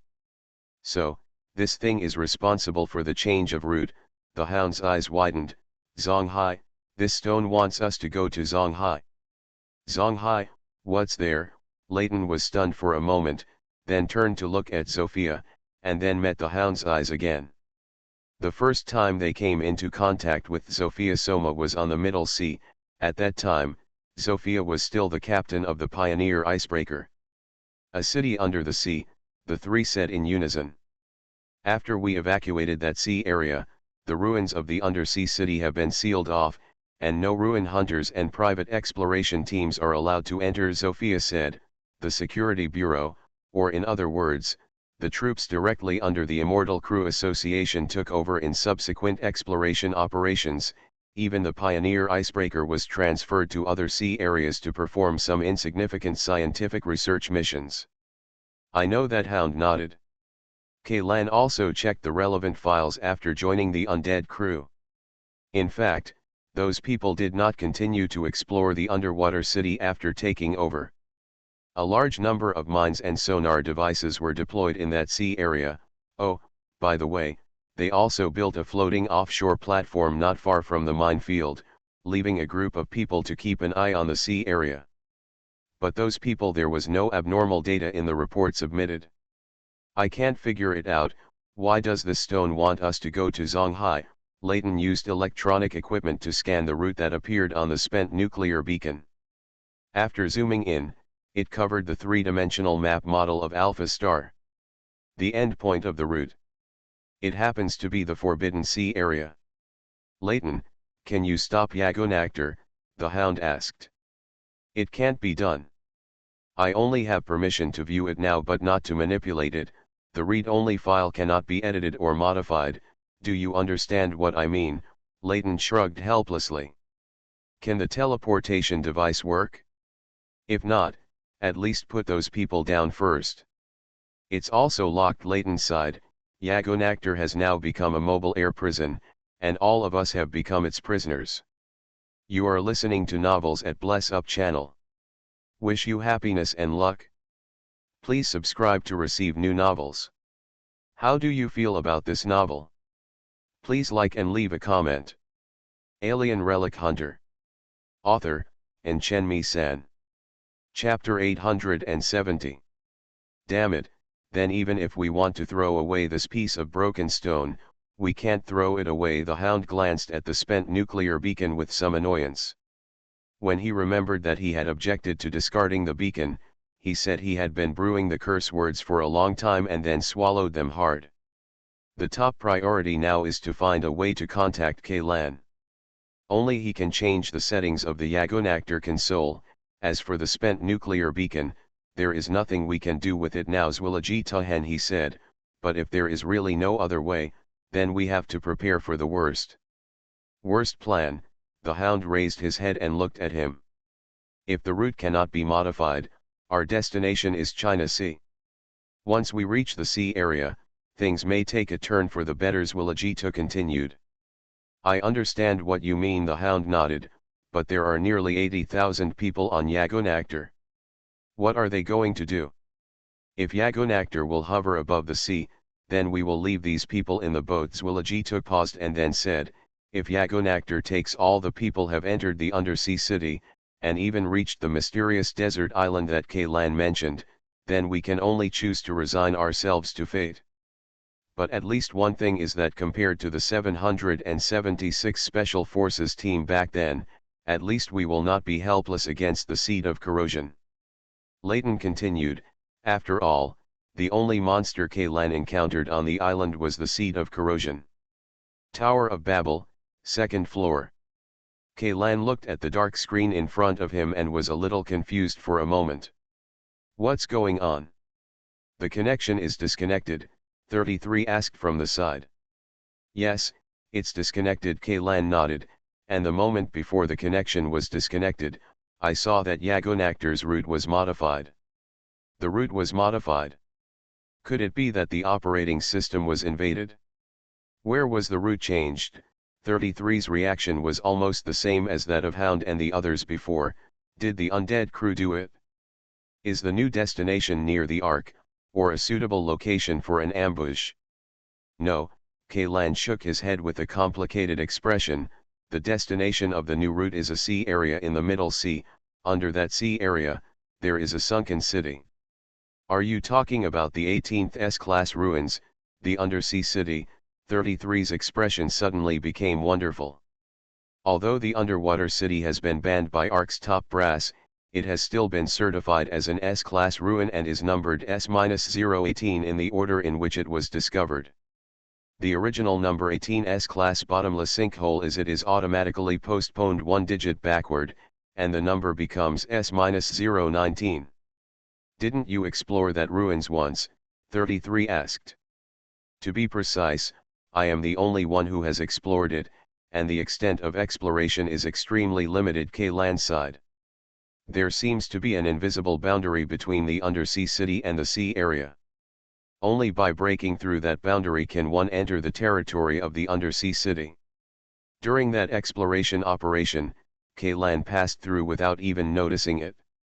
This was the boundary, but Liao Zilang, who was traveling with him, couldn't even touch the boundary, and was forced back to the surface by the turbulent undercurrent. Ian's experience was completely opposite to Liao Zilang's. The whole dive process was calm, not to mention the undercurrent that was strong enough to sweep people away, and there were not even slightly abnormal changes. Kaylan remembered that at that time, he had just scanned the seabed directly below with his sonar. Based on the return time of the sound waves, he could determine that they were still far away from the seabed, but just when he told the sonar scan results, when Liao Zilang looked up, he looked up and met the big dark green eye carved on the stone pillar. From this moment on, Liao Zilang seemed to have disappeared from the world and never responded to Ian's call. But just a second ago, Liao Zilang was within 10 meters of Kaylan. The maximum communication distance of the AF-6 radio communication equipment in the middle sea water is 22 meters. If Liaozilang was swept away by the undercurrent in an instant, it would make sense, but the problem lies in what happened next. Neither the shipboard sonar on the Pioneer icebreaker nor the portable small sonar carried by Kailan and Liaozilang had ever scanned the city built on the sea platform below the stone pillar statue. There is indeed a city ruins of Alpha civilization on the seabed in that sea area, but it is not the one Kailan arrived at. If the undersea city discovered at the beginning was called City No. 1, then what Kailan saw should be City No. 2. City number 1 is located on the seabed 3,000 meters deep. With the diving equipment Kailan was wearing at that time, it was impossible to reach that deep place. And the purpose of his initial dive was only for exploratory reconnaissance. I never thought about getting close to the underwater city.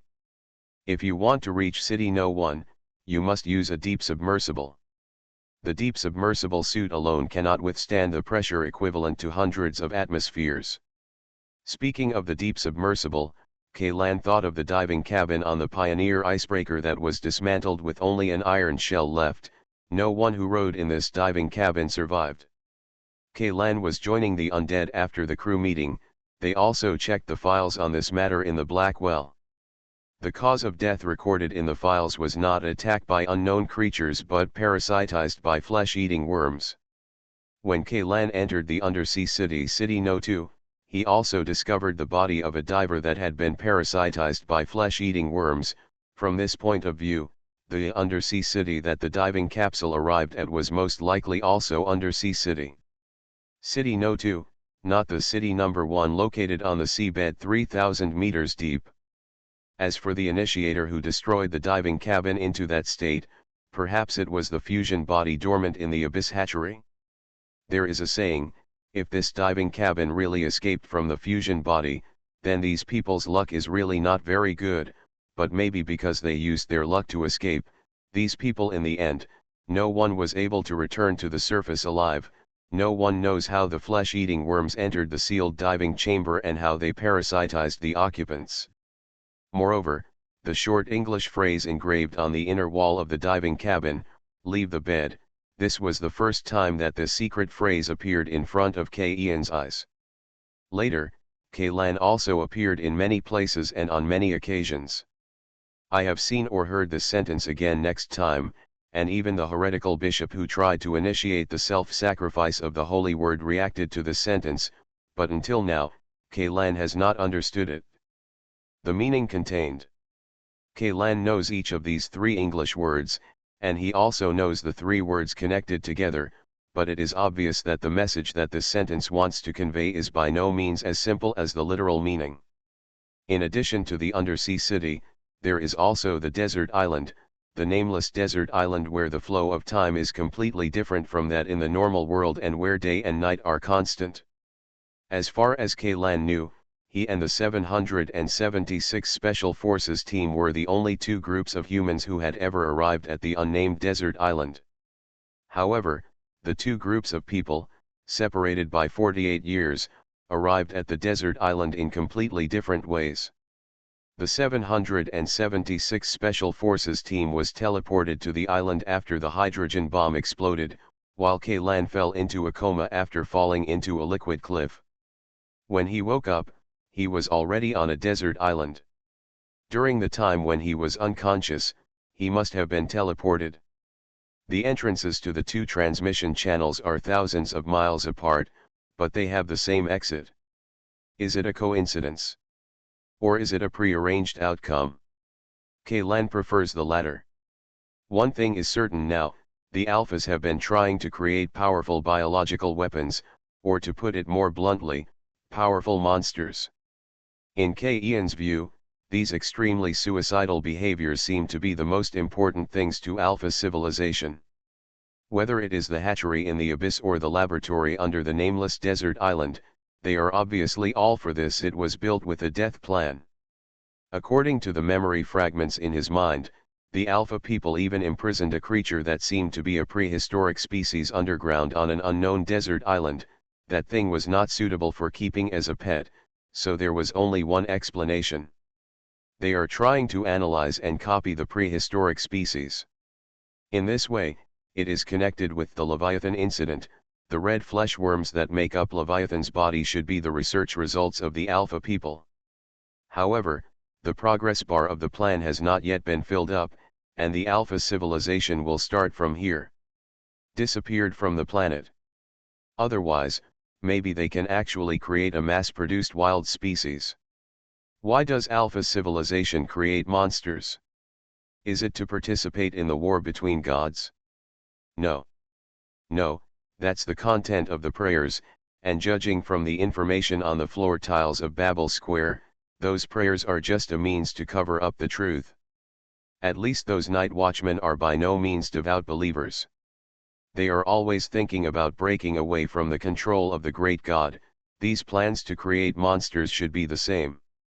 These monsters are not the Praetorian guards used to support him, but the resistance forces prepared to overthrow him. After sorting out all these things, Kaylan suddenly felt a sense of enlightenment. Although there are still many mysteries that have not been solved, at least half of the main body of the iceberg has surfaced. The original inconspicuous corner. Alpha civilization's plan was a failure. Before they could even wait for the moment of duel with the gods, they were wiped out of the world by some mysterious force. Kaylan couldn't help but think of a metaphor. A group of ants, fearing the power of humans, decided to secretly accumulate power and overthrow human rule of the earth. They spent countless generations of life, an extremely long time for ants, to accumulate food, develop the colony, and train warriors. Finally, when the most powerful individual in the ant colony was finally able to challenge a dung beetle, a heavy rain poured down without warning, washing away the entire ant nest and drowning all the ants. Human beings will not know that in the corner of the playground, an ant colony that once harbored ambition was destroyed in a late summer rainstorm. Those children who rushed out of the classroom would only breathe greedily. In the fresh air after the rain, even if someone noticed the ant corpses wrapped in the damp sand, they would not have any special thoughts. Perhaps only biologists and documentary directors would pay attention to a group of ants drowning in the rain. Perhaps only a writer with a weird imagination would write a great story about this group of ants trying to resist humans. But no matter the biologist, the director of the documentary or the writer, from beginning to end, they never felt that a group of ants would have any impact on them, let alone be a threat. The gap between gods and mortals is really too big. Even though the Alpha civilization has been ahead of human civilization by countless levels, in front of him, it is still no different from a group of ants. No wonder the words recorded on the floor tiles, "I would be so desperate and depressed." When an ant recognizes the truth about the world, can it still muster the courage to overthrow human rule of the earth? Kaylan felt that if an ant could have such an understanding, it would probably go crazy if it saw the daily life of humans, let alone the truth of the world. Just like those forbidden knowledge, knowledge itself is harmless, but if an individual who is too weak tries to absorb knowledge that he cannot bear, the consequences will be terrible.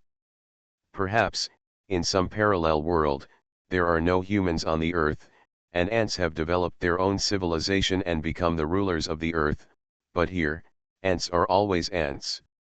As if he felt the same way, Kaylan felt a vague despair for no reason. The helplessness from the bottom of his heart crept up little by little, making him start to question, what is all this for? Alpha civilization has worked hard for who knows how many thousands of years, but even after taking the first step of the plan, it was wiped out by a heavy rain like a group of ants. As for humans, that is even more ridiculous. What is the meaning of civilization? What is the meaning of living? Kaylan slowly squatted down and hugged his head.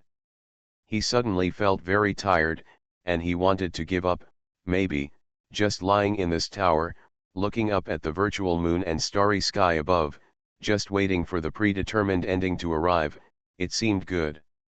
Anyway, no matter what you do, you can change the ending, so why not take a few breaths of air as much as possible before that heavy rain comes? Breathe the air? Ian's nose twitched, and he suddenly noticed that there seemed to be a salty smell in the air. This salty smell was not unfamiliar to him. Kaylan, something is wrong. 33 took a step back and stood back to back with Kaylan. There is water coming from all around. It's sea water, Kaylan said. Alien Relic Hunter. Author, Chenmi-san. Chapter 871.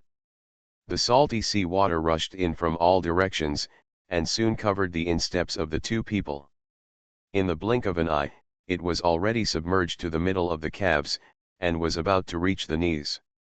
Hell, 33 cursed, and quickly buckled the full coverage respirator mask hanging on his waist on his face. The full coverage breathing mask can completely isolate harmful gases in the air, and can naturally be used in underwater environments.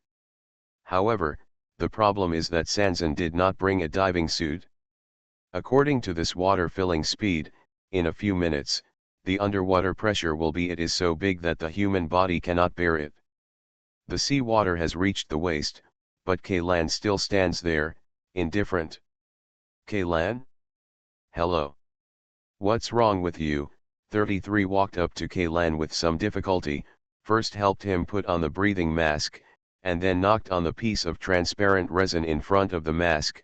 The place is about to be flooded, why are you here instead? I'm not in a daze, Kaylan said lightly, I was just thinking that it would be good to end it here. What are you talking about? 33 was startled, then grabbed Kaylan's shoulder and shook it hard a few times. Is there something wrong with your brain? Kaylan suddenly felt a stinging pain on the back of his neck. Several sharp thorns sprouted from the inside of Zelogo's transformed armor, which directly pierced the place on his neck where the pain nerves are densest. This stinging pain immediately made Kaylan tremble. With a jolt, the whole person felt as if he had woken up from a long nightmare. Kaylan realized with some trepidation that his thoughts and emotions seemed to have been affected by the information just now, especially the desperate words on the floor tiles. When Kaylan thinks about it now, he still can't help but feel a sense of decadence in his heart. The emotion of wanting to display. Could this be considered part of the test? Fortunately, 33 and Zelogo woke him up in time, otherwise, Kaylan might really drown himself alive like this. Are you awake? Seeing the change in Kaylan's eyes, Sansan stretched out his palm and waved it vigorously in front of his eyes a few times. Time is running out, make a decision quickly. The sea water that came from nowhere was already higher than the two people's heads. As the two breathed, a long string of tiny bubbles squeezed out of the exhaust port of the breathing mask and floated upward. In a moment, we will be crushed by the water pressure. 33's voice came across the water body, which sounded very vague. No matter what you want to do, you must at least float to the surface of the water first. As soon as 33 finished speaking, the sea water around the two of them was directly pushed away by an invisible barrier. Kaylan said, don't rush up to the surface yet, let's find out where the sea water is pouring in from. Tisk, tisk, the space ability is really easy to use. 33 glanced at the sea water separated by the space barrier with some envy. Although he had seen this magical scene countless times, but every time once I see it, I still feel an incredible feeling in my heart. By the way, can Zelogo's space ability be used for storage? 33 asked. I have read some novels, and the protagonists in them have storage props such as space rings and dimensional pockets, which can be convenient. Why don't you let Zelogo try to see if he can open up such a storage space so that we don't have to carry all the equipment on our backs? We can even try to install the Yagonak toll go in and take it with you. It can't be done. Kaylan shook his head. If you tear open a subspace similar to a wormhole, then let's not talk about whether the things you throw in will be torn or flattened by the subspace. Once thrown in, it is basically impossible to get it back. Moreover, every time the space is torn open, a huge amount of energy is consumed. With Zelogo's current ability, he can only tear a hole about the size of a hair's cross-section. Her power will be drained. As for the means of compressing space or folding space, we also need to face the problems of energy consumption and storage damage. Isn't there similar technology inside Yagonactor? The space inside the battleship is much larger than it looks from the outside. How does it do it? 33 asked. The battleship Yagonactor itself is a masterpiece of space technology. Even the Alpha civilization cannot reproduce this battleship. If you want to crack its technology, I think humans will have to spend at least 100,000 UN. More than a year speaking of this, Kaylan couldn't help but recall the previously unlocked fragments in his mind. Was Yagonactor really built by humans who escaped from the Earth? If the time perception of those memory fragments was not disrupted, those people should have built the current Yagonactor in only a few generations. At this speed, even the big explosion of technology, there are no words to describe it. It can probably only be described as a deus ex machina. However, it cannot be ruled out that the technology used to build Yagonactor did not come from humans. These technologies may have been left behind by an alien civilization, but they entered those people in some unknown way. Inside the brain. This group of people's heads didn't explode, or even went crazy. It was really a miracle. Logically speaking, these technologies should also be regarded as forbidden knowledge. Unfortunately, Kaylan has never seen the true identity of the crew members of these engineering ships. He is quite curious about the survival of the Earth outside these arcs. Or, have you turned into a monster? Is this water, considered the third trial? 33 simply changed the topic. Those zombies just now have been slaughtered by Kaylan, and even the corpses have been eaten cleanly. If those things are considered one of the 8 trial procedures, then they should be considered to have passed, right? 33 thought so. I don't know, but I think it may have something to do with Yagonactor. Not only those trial procedures, but also the entire Tower of Babel is inseparable from Yagonactor, Kaylan said. Those zombie bodies retain memories related to Yagonactor, which later allowed Kaylan to briefly get in touch with Yagonactor, and now, Yagonactor's the endpoint of the route was changed to Zonghai, and immediately salty seawater rushed in from all sides.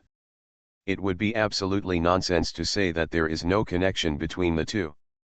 The Tower of Babel, Yagonactor, the undersea city, the nameless desert island, and the remains of the engine blown up by the 776 Special Forces team. Kaylan murmured. He felt that among these things everything is related, and nothing exists independently. As long as these clues can be connected together, the truth should be revealed. While Kaylan was thinking, he took 33 around the tower, but they did not find any water outlet or any obvious undercurrent. The seawater seemed to come from the floor it seeped out, or rather, it seemed more like it appeared in this place out of thin air. Isn't the seawater teleported in? 33 guessed. When we entered the Tower of Babel, it was teleported in. Since people can be teleported, it is normal to be able to teleport seawater. Yes, Kaylan nodded. Based on our knowledge, this is the only explanation that makes sense. Thankfully, it pours the water in slowly. If tens of millions of tons of seawater were sent in all at once, I might have been crushed into a meat pie before I even had time to put on the mask. 33 sighed in a low voice.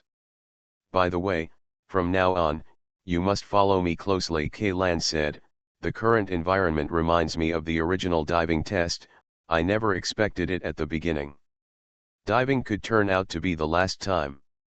Ha, the underwater city was banned after that, right? 33 said.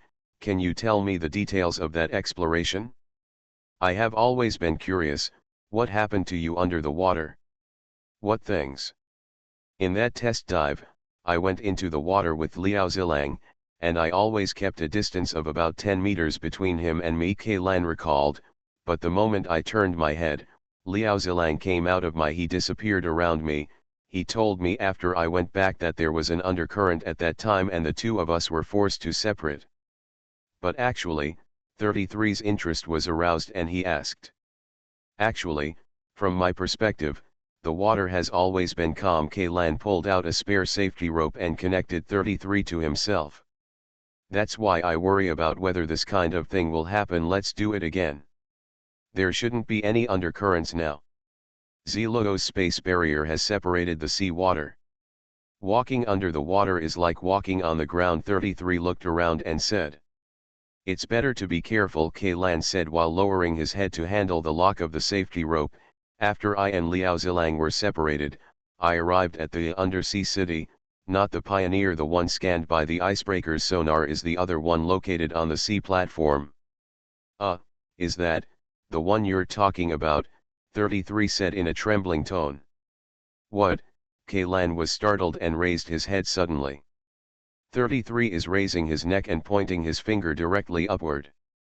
Kaylan looked in the direction he pointed and saw that the water surface had disappeared, and a city built on the sea platform hung like a reflection not far above them. That's right, Kaylan felt goosebumps rising all over his skin.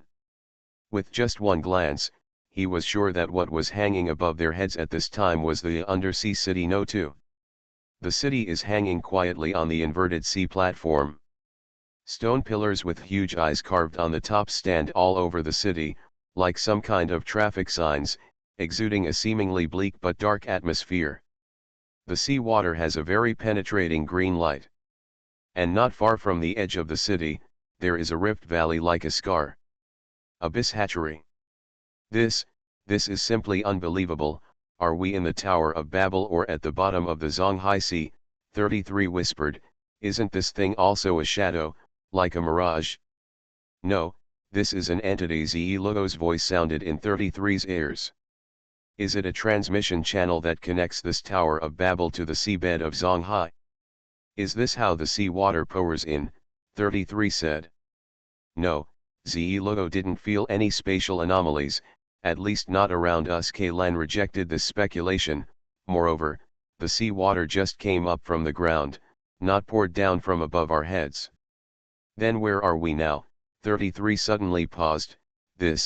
Could it be that the tower we were teleported in was not the tower in the grey mist forest, but another tower at the bottom of the sea? If you really want to say that, I would rather think that the undersea city is built inside the Tower of Babel, rather than in the sea, Kaylan whispered. Then during your test dive, you were teleported to this Babel tower. If you think about it, isn't this your second time entering this tower? It doesn't matter whether the underwater city is in the tower or the tower is in the sea. Kaylan shook his head. You are right, this should be the third trial procedure. The third trial is to break into this underwater city. 33 couldn't help but swallowed. An S-class ruins that has barely been explored. To be honest, I suddenly became a little excited. If I were to rate it, the underwater city should be SS level. The same goes for this Tower of Babel, Kaylan said. When the ruins rating system was first established, the SS level represented the level of the most dangerous ruins. However, after a simplification plan, the SS level ruins were cancelled. All 4 ruins previously identified as SS level were included in the S level. To be precise, the SS level has not been cancelled, but the judging criteria have been greatly improved, so that this level has always been left blank. The 4 ruins that were briefly classified as SS level before were in no way comparable to the Tower of Babel or this undersea city in terms of danger or the secrets they concealed. You should have explored this underwater city once, right? Is there anything we need to pay attention to? 33 asked. Senior hunters will never be arrogant enough to think that they can solve all problems on their own. People who are humble and cautious tend to live longer. For any exploration operation, even if it is just a D-level ruins, Sanzan will carefully check all relevant information before setting off, let alone a super ruins that Kaylan calls SS level.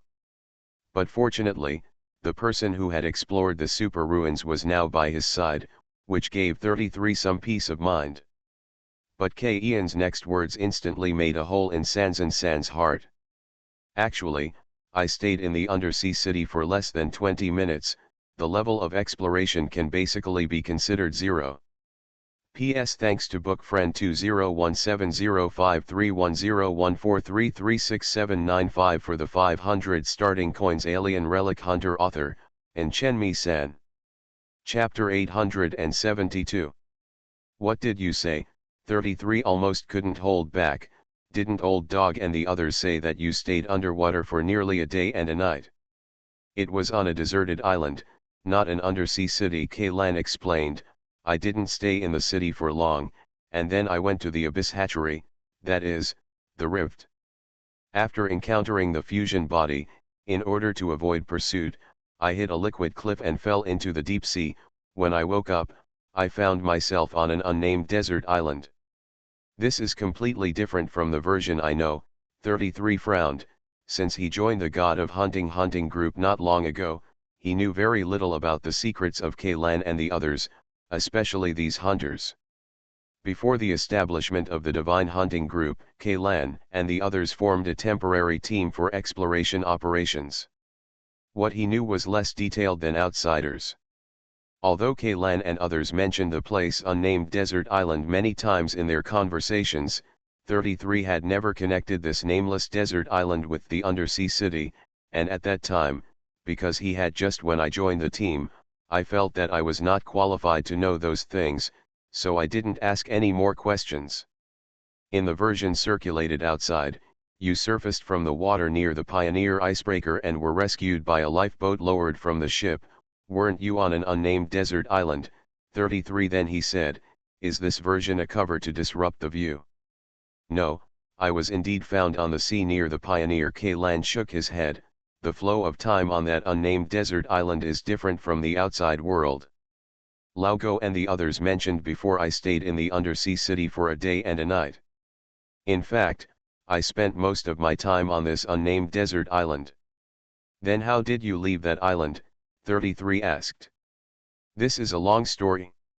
It may take at least half an hour to explain clearly. Are you sure you want to listen now? Kaylan glanced at 33 and said. Forget it. 33 waved his hands repeatedly. If we really ran to the nameless desert island you mentioned, it will be too late to talk about it by then. Now I still want to know more about this underwater city thing.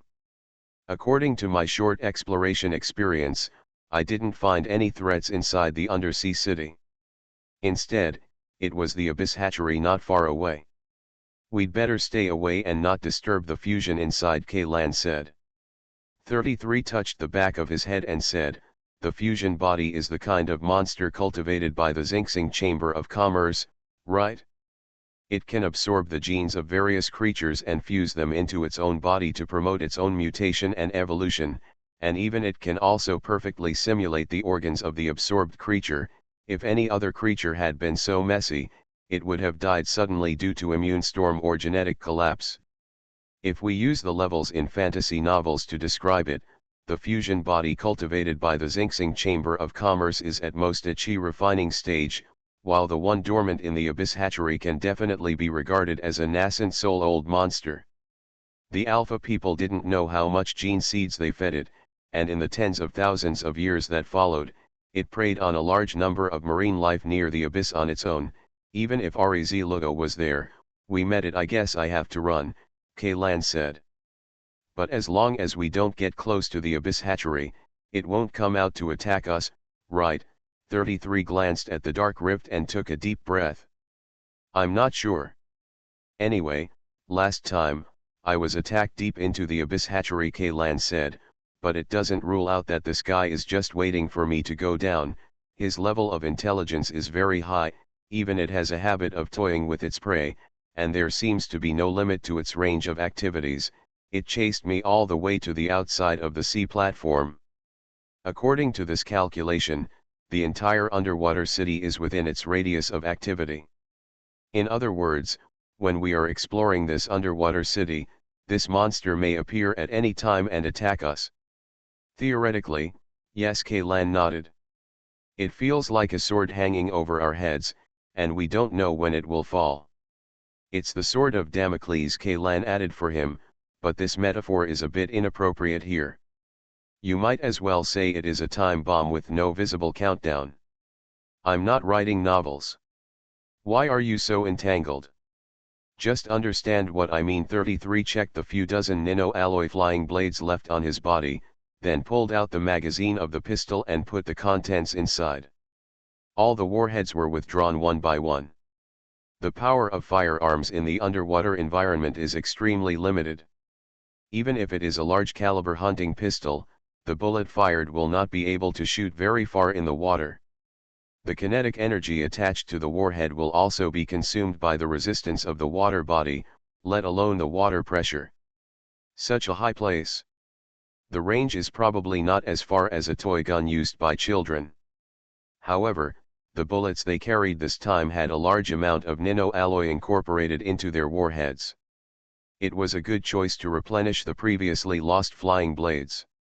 Zlugo used the power of space to separate the nano-alloy part from the warhead, and then pressed it into a thin sharp blade. More than 40 rounds of bullets, a total of 135 pieces were pressed out, which were about the size of a thumbnail and as thick as a piece of paper. The oval-shaped blades are not as strong and durable as the specially made black flying blades, but they are enough to be used as consumables. 33, who had replenished his ammunition, hid the blades in the hidden pockets of his clothes, and then nodded to Kaylan, "I'm ready and ready to go at any time." "Then let's go." The large bubble surrounding the two people began to rise slowly, approaching the undersea city. It took almost 5 minutes for the two of them to finally enter the interior of the underwater city. At this time, Kaylan and Sanzania discovered another strange thing. According to their original perspective, the underwater city was hanging upside down above their heads. But after approaching the underwater city, the two discovered that the gravel on the ground and other scattered things without attachments were actually attracted to the ground as if they were magnetic, and did not move toward the ground under the action of gravity. "Down sinks." Kaylan and 33 looked at each other. Neither of them spoke, but expressed their thoughts with practical actions. With the help of Zlugo's space power, they turned over and landed on a relatively empty road. On the street. Only after they had their feet on the ground did Kaylan and San finally verify the idea in their hearts. Those things did not sink, not because they were sucked by the ground, but because there was still gravity in the underwater city, a gravity that was completely opposite to the plane where Kaylan and the others were before. If you look at the two people from their previous perspective, they are hanging upside down on the street at this time. Moreover, the two of them could not feel the brain hemorrhage feeling at all when the blood flowed to the brain under the action of gravity when hanging upside down. From the moment they turned around and stepped on the ground with their feet, the direction of gravity changed. It feels like being in a gravity-free environment in space. I am wearing induction gravity boots under my feet. It's a pity that there is no reference in the original place, otherwise this feeling will be more obvious, 33 said as he said, while taking out a cartridge case that had just been disposed of from his pocket. As soon as his fingers loosened, the cartridge case fell straight towards the ground. "Let's go." Kaylan was already used to it. He looked around at the scene around him, and then walked towards the intersection about 100 meters away. Although the outline of the city felt very familiar to Kaylan, the location was unfamiliar to him. He had never been to this place during his brief exploration 2 years ago. This city doesn't seem to be much different from the Alpha Civilization city on the ground. There is almost no difference in architectural style, 33 said while observing the buildings on both sides of the street. Moreover, these buildings don't seem to be waterproof at all. Measure. This city was originally on the ground, but later it sank to the bottom of the sea. Kaylan thought of the mirage scenes he saw on the beach of an unknown desert island. "I thought that city too was originally built on the bottom of the sea. After all, this sea platform is like a foundation specially prepared for the city. Plus the abyss hatchery on the side, the city can sink." "The hatchery can't sink, right? This city was originally built on a suspended platform above the sea. Below the suspended platform is the abyss hatchery," Kaylan said. "The city is a disguise for the hatchery and also a defense, and in the underground city of the city, no, to be precise, it should be the underwater city part, which is a large biological laboratory supporting the hatchery. This information all comes from the memory fragments sealed deep in his mind. Kaylan can even catch a glimpse of the after images of the city's sinking moment from the perspective of those researchers among the Alpha people. This place probably hasn't been explored yet. 33 sniffed. Maybe there are many useful things buried in the ruins. It has been some years since he retired and became a relic hunter. The professional habits that those old hunters should have are almost the same on 33. Normal people will only think about saving their lives when they see such relics, but a senior hunter, relic hunters, while thinking about saving their lives, also subconsciously think about the valuable treasures contained in this ruins. It doesn't seem right. Kaylan suddenly shook his head. What's wrong? 33 immediately became alert, and the thoughts in his head disappeared without a trace in an instant. I remember that last time I saw this underwater city, there didn't seem to be so many ruins, at least 60% of the buildings were intact, Kaylan said. The construction technology and material technology of Alpha civilization are still very good. Even if the city sank into the deep sea and was soaked under such strong water pressure for tens of thousands of years, most of the buildings still retain their original outlines, but now, Kaylan, 80% of the buildings within the field of vision were in ruins, and only some relatively low houses were relatively intact. Could it be related to different regions? 33 said.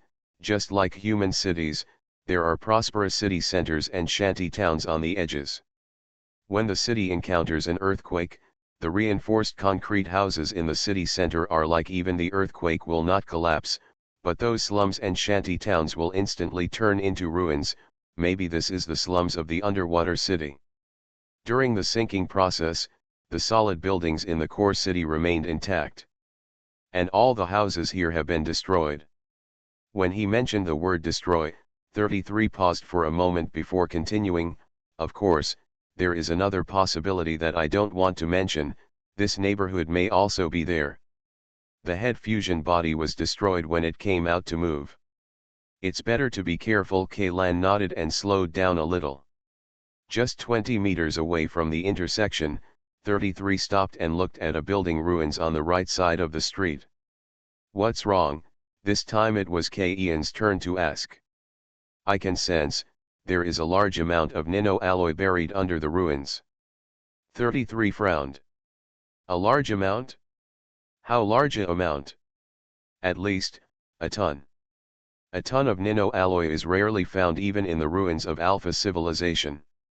For the Alpha people, nano-alloy is also a very precious material. If you think about something made of a ton of nano-alloy, its importance will definitely not be low. Step back. Kaylan signaled 33 to step back. Then with a wave of his hand, 2 invisible buckets condensed with space power began to dig into the ruins. After a while, a metal pipe that was completely black and covered with a large number of barnacle-like marine creatures appeared in front of the 2 men. That's it, 33 said immediately. What is this? Kaylan waved his hand again, and the barnacles that were dense enough to trigger trypophobia were swept away, revealing the original appearance of the metal pipe. Nano-alloy does not rust and is extremely corrosion resistant, so the metal pipes basically maintain their original shape. It's not pure nano-alloy, but the content is over 90%. 33 told Kaylan. But Kaylan fixed his eyes on an inscription on the metal pipe, an inscription in both Chinese and English. This thing was made by humans. Or, are they the escapees? 33 also saw the inscription and immediately read it. Genhai class number 1 ship Genhai, no 45 caliber smoothbore gun. This is a gun barrel, 33 whispered. It's the barrel of a naval gun on a naval battleship. Navy. Kaylan was stunned for a moment. Ark's Navy. He knew that the Ark had 3 major legions, the garrison that guarded the Ark, the field legion that was the main force in external operations, and the most powerful Air Force fleet, but he had never heard of a naval fleet. You are listening to Novels at Bless Up channel. Wish you happiness and luck. Please subscribe to receive new novels. How do you feel about this novel? Please like and leave a comment. Alien Relic Hunter. Author, Chenmi San. Chapter 873. The Navy of ARC-33 nodded. This can be regarded as a piece of black history. People outside the military system will never know about it, and even within the military, only a handful of people will know about it, know this black history. Well, Lao Go must know it, but he probably hasn't mentioned it to you. I never mentioned it, Kaylan said. When ARC first landed on Alpha Star, the people above also thought about forming a naval fleet. Although the extreme sea cannot be sailed, the area of the Middle Sea is so large. If you want to control the sea area, a powerful fleet will definitely not be able to less. But in the first few years after landing, ARC was tired of dealing with attacks from indigenous creatures and had no intention of exploring the sea. This plan was shelved for several years until after New Era 905, when the war slowed down and the decision to formally form a navy has just begun. The two Oberon-class heavy cruisers of the Air Force fleet were transformed into sea and air dual-purpose warships and were renamed the Jinhai class, namely the number 1 ship Jinhai and the number 2 ship Dingai. This gun barrel comes from the naval gun on the Jinhai. But the plan to form a navy was cut in half after only half a year. According to the news circulated within the army, the two Jinhai-class cruisers seemed to have been renovated too hastily, causing accidents one after another and sank. Unexpectedly, they sank. Here 33 glanced at the barrel with some emotion. Although the Oberon-class heavy cruiser is a bit older, it is still a warship that can go into space. The hull structure can go into space and can naturally be launched into water, so the transformation project does not take much time at all, and there is no rush at all. Said. All you need to do is replace the jet thrusters with propellers and the missiles with torpedoes. Moreover, it was very common in that era to install anti-gravity devices on warships. They didn't even need a drainage tank, and the warship could be used directly as a submarine. The cause of the sinking seems not to be an accident, Kaylan analyzed. It's a battle. 33 held the gun barrel, looked in from the muzzle, and said, the inner bore of this gun barrel has very serious signs of wear and tear. You have to know the nino of this gun barrel. The alloy content is more than 90%. If it can be worn like this, you can imagine how intense the battle the Jinhai encountered before it sank. This is still a smoothbore cannon used to launch artillery-launched missiles. If it was a conventional rifled gun, the rifling inside would probably have been smoothed. 33 turned the gun barrel over again. The structure at the other end opposite to the muzzle showed obvious signs of expansion and deformation. The fracture was very rough, showing that it was torn from the gun base by a huge force. And here, how do you think this barrel broke? 33 looked at Kaylan and asked. Exploded barrel. Kaylan stretched out his hand, touched the rough fracture of the barrel, and answered tentatively. Although Kaylan is considered a half-military fan, he has never been a soldier or participated in actual combat. All military knowledge comes from information on paper. He cannot compete with professional soldiers like Hound and 33. To compare. For the question 33 is asking now, even if you search the entire library of military books, you may not be able to find a standard answer. The knowledge it involves is too broad and complex. It requires not only understanding of weapons manufacturing, but also materials science, physics, and even the history of arc wars, indigenous biology, etc. Only by integrating the knowledge of these disciplines can we, through such a broken gun barrel, the battles that the Jinhai experienced can be restored. But 33 and the others don't need this knowledge, they rely on experience, the experience accumulated in countless battles filled with the smell of gunpowder smoke and blood. This barrel has indeed exploded, but the barrel is made of N90 grade nino alloy and is formed in one piece by forging. Even if the barrel is exploded, it will not break like this. 33 said, turning the barrel over. There was an obvious depression in the middle of the barrel. He gestured with his palm and continued, in my opinion, this barrel should have been affected by the force in this direction. The attack was broken by force.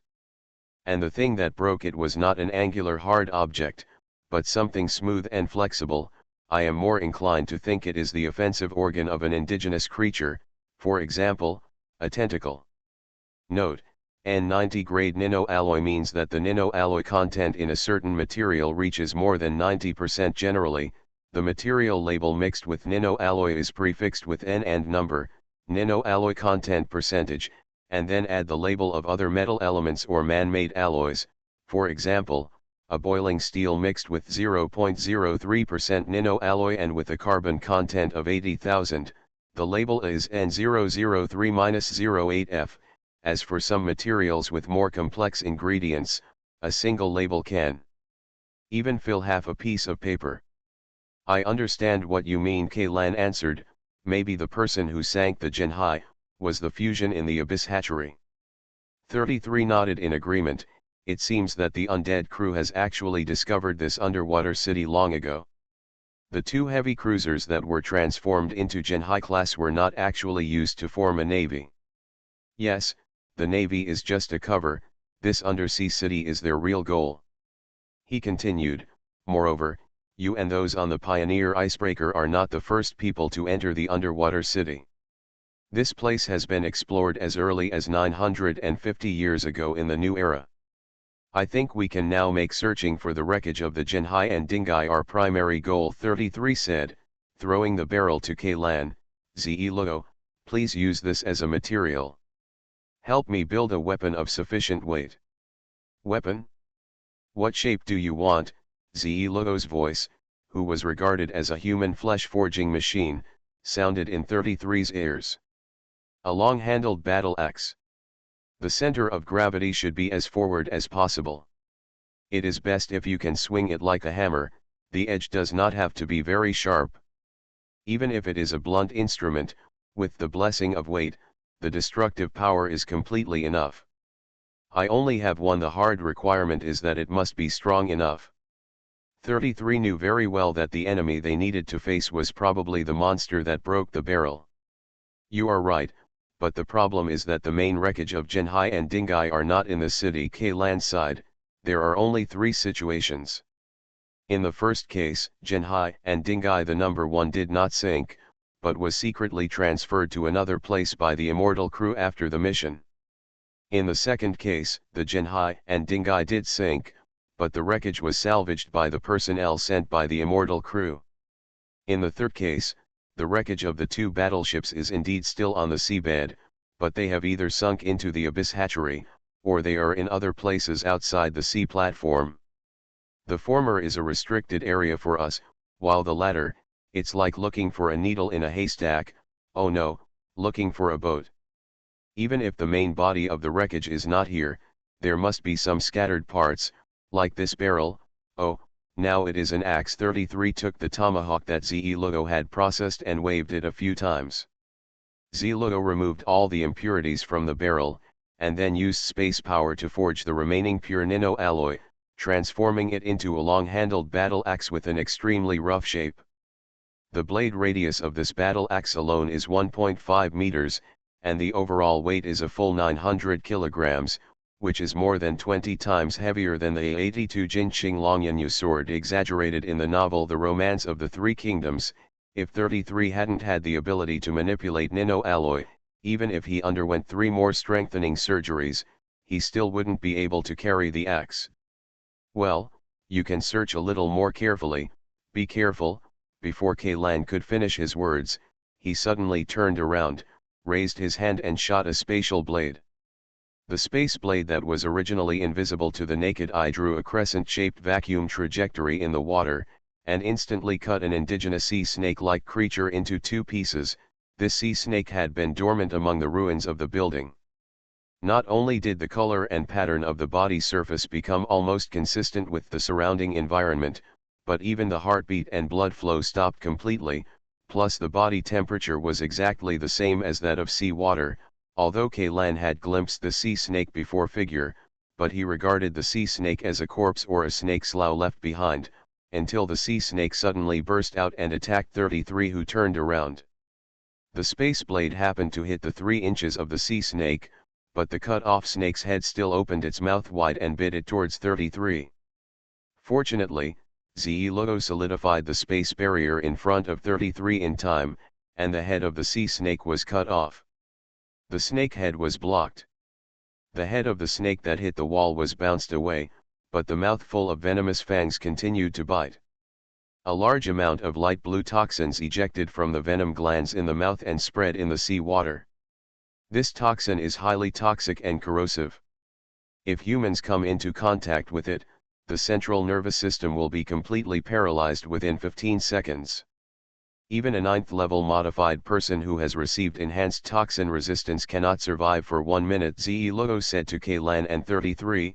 Furthermore, this kind of poison cannot be prepared with an antidote or treated at the level of human technology. It is a poison that will kill you if you touch it. I didn't expect such an inconspicuous little snake to have such terrifying venom, 33 sighed in a low voice.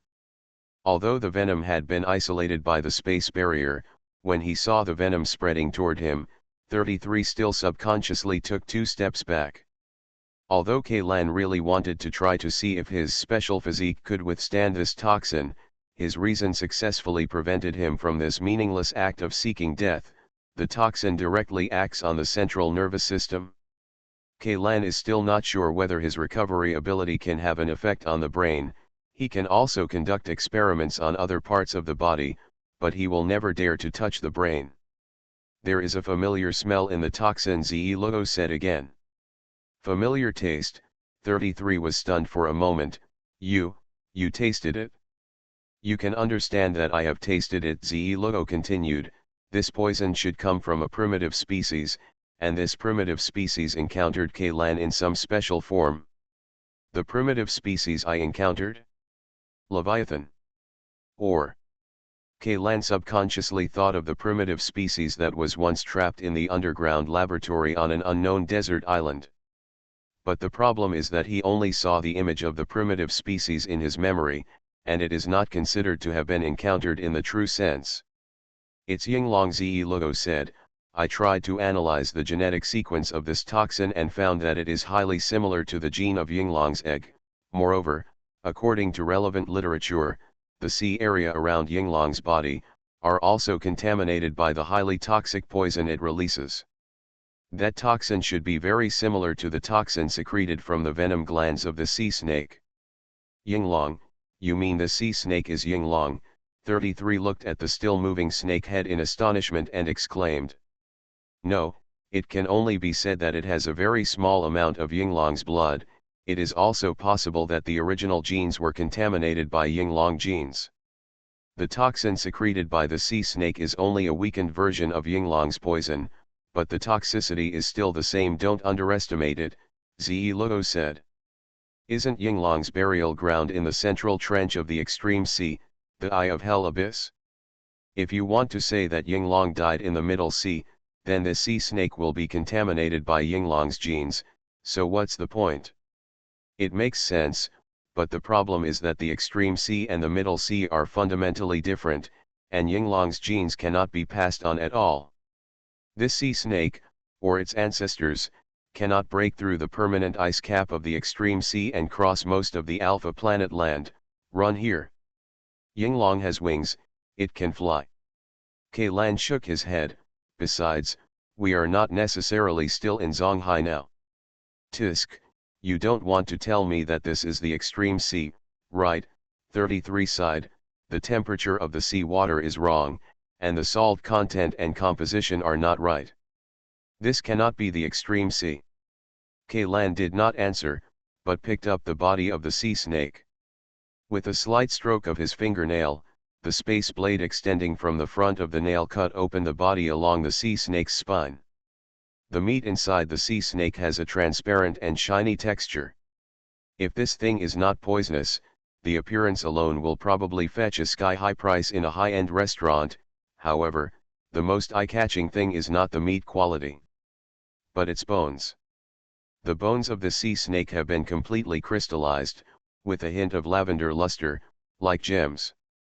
However, when Kaylan stretched out his fingers to touch, the crystallized bones quickly melted away.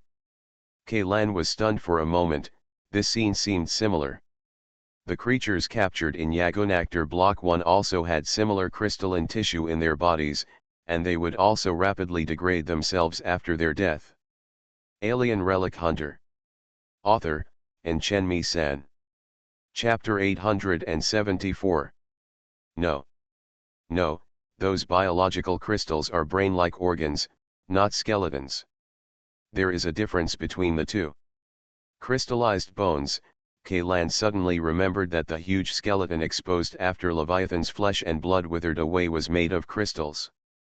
Moreover, according to reports from the troops handling the aftermath, this mountain-like object quickly disintegrated and collapsed in just half a month, blending into the swamp formed by corrupted flesh and blood. Thinking that both Yinglong and Leviathan were giant beasts from the wild world, this not-so-connected feature immediately made Kaylan suspicious. Could it be that these wild beasts are all made of the same material skeleton? It is a pity that Fang Zhou has not dissected Yinglong's body, so Kaylan has no way of knowing whether Yinglong's skeleton looks like this. I don't know why, but ARC's research on prehistoric species seems to have been lagging behind. Leaving aside those surviving prehistoric species, there are still many remains of prehistoric species on this planet.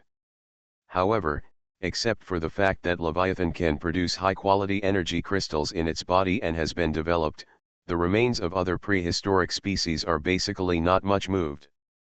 Even the Yinglong's egg that was brought back to the Ark was only sealed at the bottom of the ice house. Kaylan later checked the relevant files. More than a dozen research groups at the Institute submitted project applications related to this egg, but without exception, all projects involving anatomy work were rejected by the Undead Crew Association. Only some insignificant and small projects have been approved, but these projects are limited to basic data measurement, image detection, and daily biological sign monitoring. The Undead Crew will even prohibit the Institute from using high-power radioactive equipment to deal with dragon eggs, even if it is imaging detection can only use ultrasound or nuclear magnetic resonance equipment, as if they are afraid that even a little bit of radiation from the radioactive equipment will cause changes in Yinglong's eggs. P.S. There is a bug here that is not a bug I'm afraid of being criticized, so I'd better explain it. In the previous volume of Mimetic Crisis, it was mentioned that Yinglong's eggs had undergone radiological imaging examinations that was the result of the Institute's personnel in the Eye of Hellhigh when carried out the inspection on site with portable equipment and did not report it to the Immortal Crew meeting. But after the Yinglong egg was brought back to the Ark, all such inspections were banned. Obviously some other more radical projects have been approved, but when it comes to matters related to the prehistoric species, the attitude of the Immortal Crew Association has become extremely conservative. Could it be that they already know the origin of the prehistoric species, for some reason that cannot be made public, so they are blocking all further research related to the prehistoric species? The origin of the prehistoric species. The existence of prehistoric species is difficult to explain using the theory of biological evolution. Each prehistoric species is unique. There are no ethnic groups and no closely related species. There are huge differences between them. Logically speaking, there is no such thing in the natural environment. The birth of such creatures, these prehistoric species, is more like weapons created by humans. But those who made them were obviously not Alpha civilization. It can't be the humans on that escaping engineering ship, right? Kaylan took out a small specimen box with a freezing function, coiled up the body of the sea snake and put it in, and then said to 33, "This sea snake is not necessarily related to Yinglong." Ah! Didn't Zi Luo say that it has a very high similarity with Yinglong's genetic sequence? 33 asked in confusion. Zi Luo, what kind of prehistoric species have you come into contact with? Kaylan turned around and asked. I have not had direct contact with the prehistoric species. The only time I came into contact with the prehistoric species genetic sample was the one you brought back. That sample came from the fusion of Yinglong's egg and the clone, and was named Seraph Creature. Zi Luo answered truthfully. There is no horizontal comparison, so it cannot be proven that the genes of the sea snake must come from Yinglong, and it may also be from other prehistoric species, Kaylan concluded. You mean, the genes of the prehistoric species are very similar to each other? 33's eyes twitched. Probably not, the shapes of the prehistoric species are very different from each other, and there is no similarity at all. How can genes be similar? There are many completely different mutant species of erosion. Do you think the prehistoric species were also manufactured biological weapons? Was it made by the Alpha civilization? Probably not, Kaylan objected. If the prehistoric species came from the Alpha civilization, then they would not need to kill Leviathan and then use the red flesh worm to reproduce it. I think we should not dwell on this matter for now. There is no prehistoric species here, but there is a deadly fusion. If you waste too much time on a sea snake, what if you bump into that big guy at the bottom of the abyss? Taking a walk after dinner is a bit worth the loss, 33 said.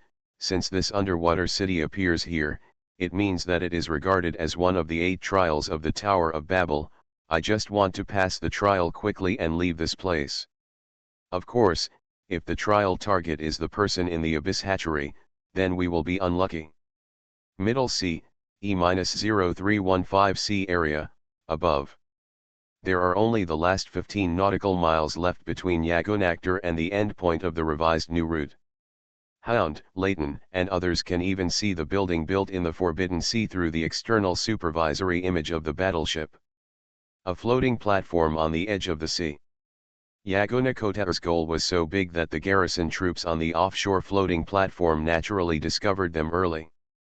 However, due to the relevant regulations of the closed area, they waited until Yagonakotar crossed the warning outside the closed area line, and after entering the buffer zone, the 2 interceptor fighter jets took off from the floating platform on the sea and flew towards Yagonactor. The flying speed of the 2 fighter jets was not very fast, and they did not lock Yagonactor with their weapons at all. This was not because the target of Yagonactor was too big and did not need to be locked, nor was it because Yagonactor was targeted. The armor was too thick and the weapons of the fighter jets could not penetrate it at all. This was because the pilots of the 2 fighter jets never regarded Yagonactor as an enemy. Due to the vigorous publicity in the early stage, almost everyone on the Ark was aware of the super alien battleship excavated from the molten mine. From the perspective of the garrison on the floating platform at sea, Yagonactor should be here. Carrying a certain secret mission from the top of Ark, sending fighter jets for a symbolic interception was just a formality. Old dog, it's a bit strange. Leighton glanced at the 2 accompanying fighter jets on the surveillance video. Compared with the huge Yagonactor, these 2 fighter jets were like little birds. Ban the garrison troops in the area don't seem to know that we have been identified as rebels by Ark. The pilots of these 2 fighter jets are even asking us for identification codes. There is only one Yagonactor, so there is no possibility of being a fake. The opponent's pilot asking for the identification code is just a formality, but this behavior shows the garrison force in another aspect. There is no hostility towards Yagonactor at all. Is it because there is a lag in the information on the offshore floating platform? No. It has been so long. Even if the information lags again, they should have received the notice issued by Ark. We did not transfer those messages along the way. The station was destroyed, the communication lines should be intact. Hound was also puzzled. Give them the previous identification code, Sophia said. Since they have not received the news that we have been identified as a traitor, maybe the original identification code can still be used in their database. Logically speaking, from the moment Yagonactor is labeled a rebel, the friendly identification code originally belonging to Yagonactor will be deleted from the database of the entire Ark army, but this database is updated. It also needs to be connected to the internet. Since the troops stationed in the closed area have not received news of the rebellion, does that mean there is something wrong with their network? Well, the identification code passed a few seconds later, Leighton said. Their database really hasn't been updated yet. When I was leading a team to fight outside, the most annoying thing was that something went wrong with the logistics department responsible for ensuring communications. The front-line combat troops couldn't receive the latest combat instructions and battle situation information, but now, I can't wait for them. The network has never been connected, Hound said with a smile. Old dog, the garrison asked us what our mission is to close the sea area. According to regulations, if we want to enter the closed area, we must have an order signed by the military and the Joint Parliamentary Group. Otherwise, the garrison he has the authority to shoot us down without notifying his superiors. Shoot it down, the Hound sneered. I just let them fight. They shot all the ammunition on the entire suspended platform. If they can wipe off a piece of paint from Yagonactor, they will win, and they shot it down, so they take the head to shoot it down? If I were a fighter pilot, if the commander asked me to shoot down Yagonactor, I would surrender on the spot. Saying that, Hound waved his hand and said, tell them directly that what we have received is a secret mission. It is of great importance and time is of the essence, they cannot afford the consequences of delay. Don't worry, they will definitely not dare to be responsible for it. Besides, even this small number of troops cannot stop us. Just replying like this? Will it cause a conflict? Leighton said worriedly. We can't fight. Zwilligito smiled and shook his head. We have never stopped. Now we are only 5 nautical miles away from the boundary of the closed area. Do you think the other side has taken any substantive actions? Stationed, the army has a total of 15 armed helicopters and 6 fighter jets, but so far, no third aircraft has taken off from the platform. You are a stupid head full of engine oil and iron filings. No one like Zwilligito can understand it. Don't say you are a member of our god hunting group when you go out in the future. I can't afford to lose this person. The Hound rolled his eyes at Leighton. At a glance, that's the reply. By the way, I asked them, didn't they receive the notice from ARC in advance? Notice? What kind of notice? Notice of our rebellion, Leighton asked doubtfully. Isn't this self-inflicted? You're stupid. Are you really stupid? The Hound couldn't help but widen his eyes, stood up on tiptoes and poked Leighton's head with his finger. Of course it means Yagonactor went to the E-0315C restricted area. We are carrying out a confidential mission, and the garrison troops must not interfere.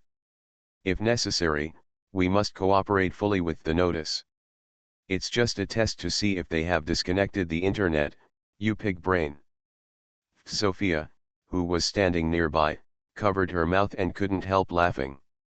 Her face, which had always been serious, relaxed a little at this time. The internet is really disconnected. Leighton glanced at the information on the screen. The troops stationed in the closed area told us that the communication connection between the offshore floating platform and the Ark was disconnected 2 hours ago. I can still contact several nearby transfer stations, but the situation at those transfer stations is the same. The equipment has been checked and there are no problems, and no interference sources or other things have been detected nearby, but I just can't receive any signals from the Ark. What's going on? Zwilligito let out a long breath. If there is no problem at the transfer station, then the problem is Ark. It's a little bit wrong, but anyway, it's a good thing for us. Hound glanced at the console screen. Damn it, we're almost at the end of the route. Why didn't Yagonactor slow down at all? There are no signs. Is it really necessary to plunge into the water? On the route, we only see the coordinates of the endpoint on the plane, not the horizontal height. Leighton muttered, I think the real destination is most likely the undersea city. After all, there is nothing on the sea. Yagonactor brought us all the way here just to enjoy the sea breeze, right? By the way, speaking of blowing the sea breeze, is the guy who destroyed the Black Fleet before still blowing the sea breeze? Hound suddenly remembered and asked. No, that guy has returned to Yagonactor, but my authority is limited and I can't find its location in Yagonactor. Kaylan said that the guy was sleeping in a certain space inside Yagonactor before he showed up. There are so many hidden corners in this battleship that it would be normal if he couldn't find them. If he could find them all now, we don't need to form a joint exploration team. To be honest, I would rather that guy stay on the ship quietly and not do anything, Hound said. Why? Did you rely on its power to get rid of the Black Fleet before? Layton asked. Too much power is not necessarily a good thing, especially after it exceeds a certain limit. Once you lose control, have you ever thought about what the consequences will be? P.S. Thanks to book friend 2022052000010806883 for the 1500 starting coins.